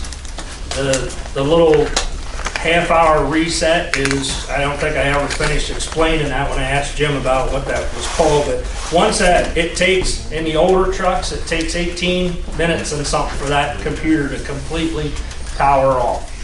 So what it does, when it completely powers off, the next time you turn the key on, it does a complete system check of the whole truck. So more than likely the issue you had, because most of them and a lot of them, you guys, I'll read them to you when you call me and I pull them up on the computer or whatever, I'll tell you what the code says. And like most of the time when you're seeing like 1 count, and then every time, like I can tell you 5 times that day you shut the truck off, because each time it'll reset it and it is only 1 count. If there's an actual reoccurring problem, that count will continue to grow. It never goes away. It won't reset. It'll keep multiplying up. So on those, that's why I have you shut that off and let it off, so that it makes the truck do that. Because most of the time when it does that, it won't see that fault is being carried from when the actual misread was. And it can't reset until you key off. And once you key back on, then that'll reset and it'll be gone. The code will stay there. In light though, guys will say, well, then you're not gonna be able to see what the problem is. It never goes anywhere. It's always there. So we can always go back and pull it back up when they get in here, but most of the codes are anytime. That's why I'm telling you to shut down. And now the newer trucks take over 25 minutes to reset because there's more electronics on them. Did you ever get anywhere as far as that traction control light and stability control light? Yeah, that's all in the cab controller that they're having problems with. It's a read through the switch in the dash. So they have another rewrite, like most of you guys that has the new ones, we ran them in because you had the dash, either had the dash freezing up or you had that traction control coming on. That's both of them are fixes within the cab controller update. They did most everybody's. I don't know of anybody who is still having issues with the dash freezing up. That took care of that one. But the traction control light is still coming back through that. So it's supposed to be a rebuild. So it's not a problem like it was last time, because this is the second time it was on. Right. Last I time think you said it yours was is a still a sensor brake or something. switch. You still have a bad. You either have one, a bad brake sensor again, or that harness is bad, because it's the exact same codes again. The exact same codes again. So the problem with the dealers been a lot of times lately, they're 3 weeks or better behind. They do very good for us. If I can get them more than a day is what they look at. And you know, so if any of you are having issues, know you're gonna be in on a short week, or you know you have vacation coming up or something, let me know. Those are perfect times to get them in and keep you, because I know none of you like to get in a spare truck. So those are, you know, the ways we can get it in and get the work done without the spare truck. As far as us being able to do them, we can go in and read those cab controllers and look at what the faults are, but we cannot change them and put the update in. We do not, that's a dealer thing that they receive, those updates on the cab controllers. We can go in through what's called ESA. It's a new program we put in, and then these new trucks, we had to buy a new tool that's called a Davy tool to read them. And so we can get in, do a lot more with them than we used to be able to. ESA on the older trucks, the W9s, we can get in and do the cab controllers and stuff in those. That ESA will allow us to do it in that cab controller of that truck. The 990s, the new ones, we do not have authorization to get in and do them. I think 90% of that's because they're all still under warranty as well. I think down the road that'll open and we'll be able to do them. I want to know something why my fuel mileage is down now. Because the truck doesn't have the power it did. I used to get 1,000 to 200, 1,300 miles before I had to fuel up. Now I'm barely making 8 because the truck don't have the power. I had to go up 7 mountains. I only had probably about 30,000 pounds, and I had to drop 5 gears.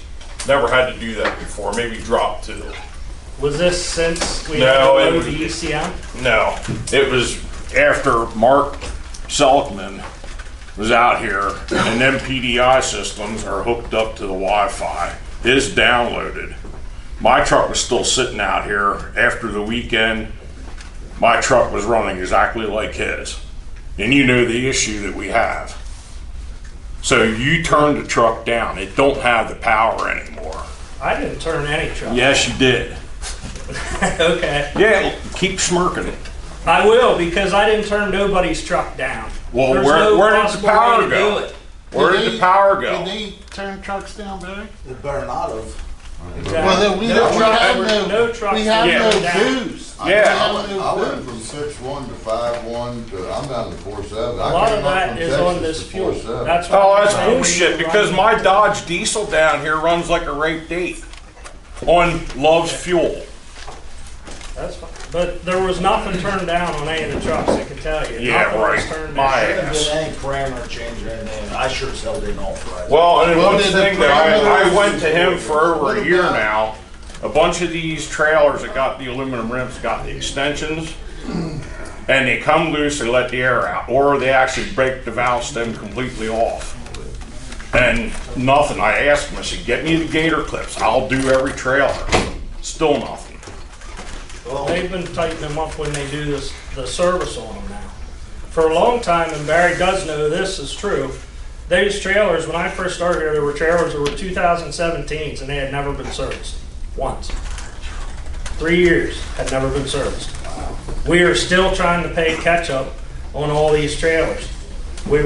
Jim is working on getting a system in here so we can track the trailers and be able to catch them wherever we need to do the service. But now, anytime they get a federal inspection, they get a full service. They're getting grease, the tires done. So when they're doing the tires, they're tightening extensions. I've had 3 other trailers, since you told me that had the exact same thing. I'm not saying you're not right. Take them off, because all they're doing is busting it off. And then you have the gator clips on when we gotta air it up. Now we have, just put it right on and be done with it. We can switch them all out, but if you tighten them, they work fine too. So, they're already there to tighten them and they're working fine. Are you seeing a power issue in? Oh, the yeah, new truck, yeah. We gotta figure out. I got 26 to 28 pounds of boost. I had 36 on my W9. Exactly. Now, if that doesn't make a difference, tell me. Boost will make a difference. Well, then you gotta turn the boost up. Well, here, for instance, I had one of the cowboy trucks that had a bully dog in, and I was getting 34 to 36 boost. Oh, them things are obsolete. It ran like a beast. This truck that I have now, that brown truck would have ran circles around this. Well, we gotta adjust the parameters in it. Yeah, my fuel mileage dropped big time. Well, we'll see, Barry, with my fuel mileage. Like, and some of us, when we're out and about, we'll run into some guys, run together, right? And there's guys with older trucks, you're actually loaded less than they are, right? So you say you got like 15,000, he's got 10,000. Or you got 10,000, you got 15, and he's just pulling away from it. And you can't forget we're getting 44,000, 45,000 pound loads. Yeah. We're not hauling insulation around. Yeah, right. And if you add more, you're gonna have higher fuel mileage and stuff, because you're not dogging it out, shifting gears, going up, trying to climb a hill. You know what I mean? It's the same motor, same transmission. Same motor, same rear transmission, same rear end. If somebody other than me can't see what it is, somebody. I know there's been nothing changed. If I didn't know how to drive to Ohio, would he hire me? It does, it won't hold speed. If somebody's got to look at what the trucks are doing. Yeah, I don't know where you're losing it. Nothing's been I can changed. tell you right now, we're not running governor trucks, we're not freaking. Oh, I know, I can it give has two nothing to shits do about with the fuel speed. mileage. I want fucking power and I want to run. Speed is fine, but I got a mash on it along. If you want me to start spitting the engine bolts out, I'll do that. I'll hold it flat to the floor all day long. We're gonna have to figure out what needs to be adjusted, the parameters, How much something. is that with the economy motors? None of them have an economy motor in them. Yeah, but it's not the performance issue or the other one. Yeah, it's the same motor that the W9s have in them. It's gotta be They're all the within same your motor, system. same transmission. Something somewhere as far as Something had to oil change. pressure, something somewhere in there. Yeah, that's what I'm saying, something changed. Maybe. All these guys are reporting the same thing. Well, you know what fuel mileage I got. We'll see what fuel mileage I get now. And I don't think it's gonna be better. Yeah, I'll know here after this week, I gotta do all the You know what Tommy got the same thing, Yeah, I think I have it downloaded on his truck right now. Tommy's. Well, we certainly have all the parameters, we should check to make sure that we're still moving good parameters. Something's gonna have to change, there's no way all these guys are. Well, there's an article in a book up there at Grey Wolf that Bill talks about how he wants his trucks, how he wanted his Yeah, truck these set were up. set how up he off did. of that spec that motor truck has. Well, they did. We certainly gotta listen to you guys. If you're saying it's not running right, we gotta get on it. I mean, it's running right for a cutback, for a no power truck. you know, that has the tower cut back. Yeah, if we do that, we might as well go with Freightliners. But when you know, it's not as far as what my blue truck did compared to this truck. I will say when you guys adjusted the speed, that helped a little bit because, you know, you're going fast, you can get more of a run. You want a dragonfly, you want to be a dragonfly. But It's still bogging down. yeah, like it's almost like it's almost like it's been denied. I mean, that's just the easiest way to put it. Like it just you get about halfway up and all of a sudden it It's like somebody throws a parachute out. Right. I mean, I've never, this is the worst running truck I've ever drove. Out of them and look at them, pull the parameter list and compare them. I mean, if anything's changed on there, that would be the difference. Or do we need a new parameter set for those?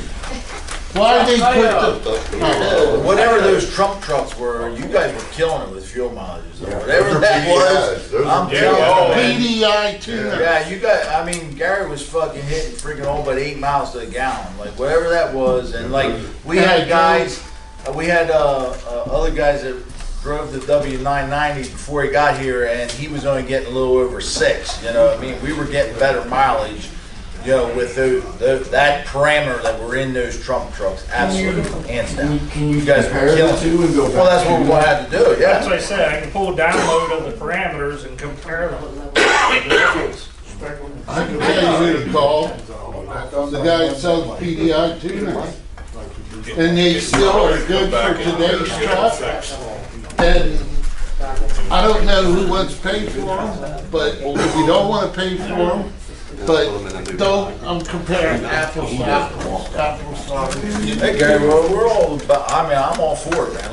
Let's dig into it and find out what the hell's going on. Something had to change. Because it was, I'll tell you right now, whatever happened all at the same time because it was more than one driver started calling saying, hey, did they do something to my engine? It's not running the same. And you guys you're in them trucks all the time. You know damn well if something happened. Yeah, and you know about it if you were in it day one. Yeah, absolutely. And I know, it's done. Boost his power. Yeah. If you don't see it on the gauge. I followed him the whole week when I got 131. Followed him for a week. We dispatched the same way. 2 to 2.7 miles per gallon better. Yeah. And I was following him. Yeah, I can now see, you tell me when why. I do the bonus. Yeah. Like Oh, Mike killed it. And then We all get on the phone, we all joke, what's fuel miles, what's fuel miles? Well, he goes to talk, and we just say, fuck you then. 75, 76. Because we're like 470. Yeah. They go, all right, Yeah, Tommy, Gary, man, it's fucking knowledge. Danny even freaking all. Very good. Yeah. Maybe we ought to put Trump on all the trucks.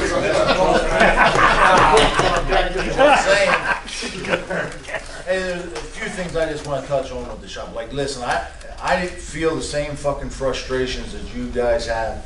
Well, I'm working on it. You know, we're bringing Scott in here. We're gonna kind of split the duties here. We're gonna try to be doing more maintenance up at Grey Wolf with the trailers, the spare trucks. Like, believe me, I'm not fucking turning a blind eye to it. I know that we have fucking problems with the shop.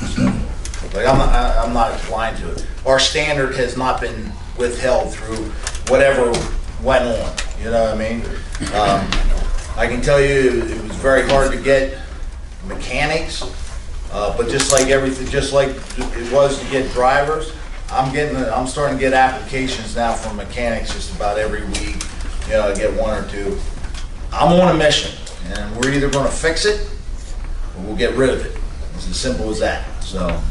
But the mission's got to start right here too. If there's something wrong with the trailer, oh yeah, gotta write it up. Oh yeah, if the trailer is dirty on the inside, this is a you gotta Wolfpack squeeze it problem. out. Absolutely, you know. You gotta. If there's a light out, if there's an ABS problem. When I really stop and took a look at this, you know, I mean, like the company has grown, the shop really hasn't, which facilitates Scott being here. And we're looking at, instead of clogging up this with trailer repairs, getting that up out there, that should free up that we can have more down here, you know what I mean, and you know, just having more oversight into the issues. And like, if you guys have a repair that hasn't been done in a timely manner, you gotta let me know about it, because I will absolutely address that, you know what I mean? Well, what Gary was saying too, like out of McPherson, there was 2 trailers out there with red tags on them because they were dirty inside, and they wouldn't clean them out. So if you catch it, you gotta sweep it out while you're out Somebody there. gotta tell me, Trailer. we can certainly clean it up ourselves. Right, that's what I mean. They got a dumpster right there, and I don't know who's not sweeping them out, but. Also, I haven't experienced it, but I've heard a couple of guys say they've taken a trailer back to the shop, say, hey, you got this problem, and they say, well, we can't get to that right now. Call Barry. I mean, like, so then there it is, you're actually there, you know, and it's empty, they can do it, but they don't do it, so then it goes back over to this side, it gets loaded, because I heard that there, I don't know if it's true, rumor, whatever, but there was one that went out last week that the inspection was out of, because they didn't get to it. I had 9 trailers they graded without inspection. You think I fucking wasn't pissed about it? Yeah, fucking ain't right. That falls on all of us liability wise. I got one for you. Casey came over to me that there was a trailer he had to take. The tire had a nail and it was flat. So I got my stuff out and plugged it. After I got him going, I come right around to get my trailer. There's a nail in the tire there. Yeah. So I took it back and I had we call him shoestrings because he doesn't tie his boots. Yep, I know you mean. By the time he got the air hose out, I had it plugged and everything. I think I have that one that beat my light bar on with a hammer. You don't buy him. Beat a brand new light bar on. I do have to say now, Oh, yeah. a lot of it could be the shop, but a lot of it is drivers too, just dropping stuff and not. Right, not checking. Right, not exactly. reporting. It's a full circle here. I'm not blaming just one area. But I can tell you this right now, it's getting fixed. One way or the other, we're gonna fix this I problem. got a question about the Samsung and the repairs that do get made. I pulled one out last week that was out of inspection before it got here. Had several things on the list that were wrong with it. Everything was repaired, but none of it was resolved in Samsara. Are we the ones that's supposed to go in and check it to be resolved? Am I qualified to do that? Is there somebody else that's supposed to be doing I that? don't know who's handling that, like as far as Sam serves. Because technically, if I go down the road and it says inspection, You can resolve it. You can, like that cop said. Well, I know that, but I want to make sure through the company, I'm okay to hit resolve. If I look at the inspection sticker, it's obviously good. It's done, I would do Then it. get all resolved. I didn't know if somebody was monitoring that. If we get POT for that federal out, we're deadline right there. No, that's not an out of service, like trailer inspection, that's not an out of Stuff's all service. fixed. They won't put you out of service. Oh, they won't? No, but that dings us, that fucking dings us. Gotta And our go score get- aind good right now, guys. Gotta go get their CSA score. Yeah, Our score sounds like to get brokers also. yeah. Why is Like you told me, Yeah, they What's see. that? why, what are some problems? Well, I just don't It's think you, the Gary, fair that's side the of problem. Is it me? Can the score go back up, Barry, if we don't get dinged? it. Well, you heard them talk about, they wanna shrink that time period like down to 12 months. I'm in favor of a year. Right now, it's 2 years. So everything that has been accumulated in 2 year, a 24-month period is being counted against us. Right. This ain't the first time I brought up our scores. Like, it's bothersome. The other part of that too, if the driver has a bad CSA score and he leaves, he only takes his score with him. The company has to keep, his score stays with the company's score. Oh, so you know he's gone, it's still Even though owes he's the gone, company. it doesn't take that out of the score. Did you ever take notice if I got wrecked for that one up there on adverse driving? Remember when I got? Oh, yeah, no, we got dinged on that. Yeah, Yeah, yep, no shit. yep. And that guy was wrong about that. Scott. You found I want out, to right? introduce myself. My name is Scott Fry. I worked here about 10, 12 years ago. Some of you guys remember me. Obviously, there's a bunch of new faces, people I don't know. I come with about 22 years of knowledge of, working on the trucks, driving the trucks, trailers. I've done pretty much everything. I remember back in the day working out here with Leon. Some of you guys remember who Leon was on rebuilding motors. So I have some knowledge with that stuff. I was basically brought in to help out with Gray Wolf up at the shop, get that up and going with the trailers. So if you guys need anything, don't hesitate to reach out to me. I think most of you guys have my number. Earlier this week, a guy reached out and said, hey, I dropped the trailer at door 8. It's out on federal inspection. It's been out for 2 years. It hasn't been inspected since it was brand new. I'm on the phone with dispatch right away, like calling him, Mike, to find out when it's getting loaded, when it's getting reloaded. I was talking to Terry and Jake to find out what's going on with it, because, I don't want you guys sitting and waiting for something that could have been taken care of. And that load's going out Sunday night, you said?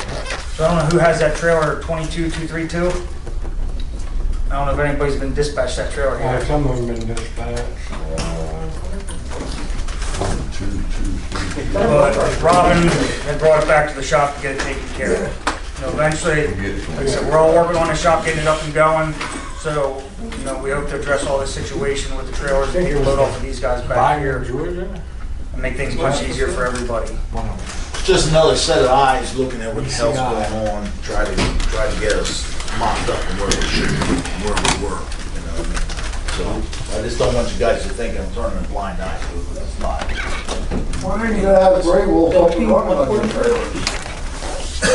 Pretty much no, a lot of it's manpower. It's like we were trying to find road. Issues out on the road. We're bringing a trailer back. Like say, take it to the den, we can say, no, the inspector's out on this, you won't be taking the Gray Wolf. Well, I don't know. We'll have to see what you're telling. You know what I mean? What your delivery is. If you're bringing the load in here, it's got to be unloaded. Well, I know it was an empty So, you know what I mean? So, yeah, we'll have to work through it. One of the things, when you guys want to report something, like, the best thing to do is send an email with Heath, Scott, Robin, and myself on, and even include Jake or Terry, like, it's a quick thing, hey, this trailer has this going on. At least then everybody's eyes are getting a look at it. Sometimes you put stuff in Samsara, even though, like, I'll get a damage. If you submit something that's damaged, I get an instant text message. You just put something in there that's damaged, and I'll take a look at it. But obviously, with my schedule, sometimes it goes to the wayside. Just like reality of where we're at, yeah. And I don't think the shop's going in Samsara looking at everything and reported as damage. So the best way to do it, to address an issue, would be an email, because that there I keep on my email list as at the end of the day I go down through and follow through. A simple phone call or text message. Like, I'm in communication with Keith just about every day, what's going on with Robin, with Barry. Like, if you can't get a hold of one of them, call me. Like, I typically answer the phone. If I don't, I'll get back to you as soon as I can. I'm not the type of person that's just going to ignore you. Just got a lot going on with that goes for everybody. Communication. Leave us a message, but believe me, sooner or later we'll get to you. Like calling me if I don't answer and shooting me a text right away.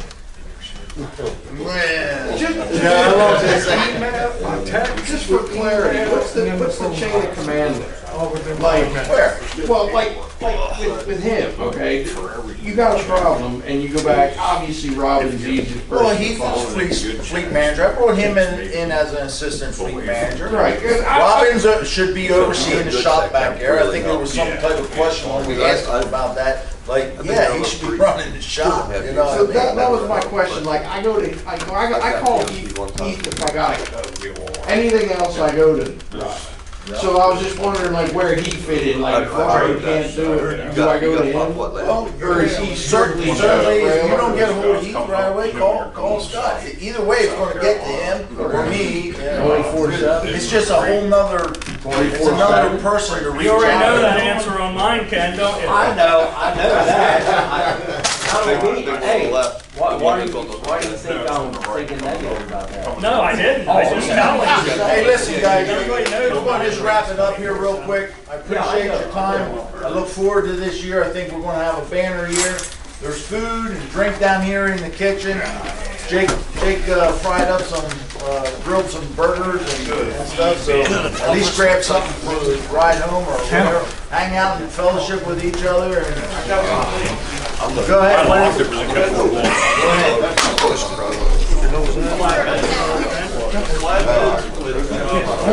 I got a whole bunch. Please, for the love of God. Flatbed in the job. Because, that almost every job site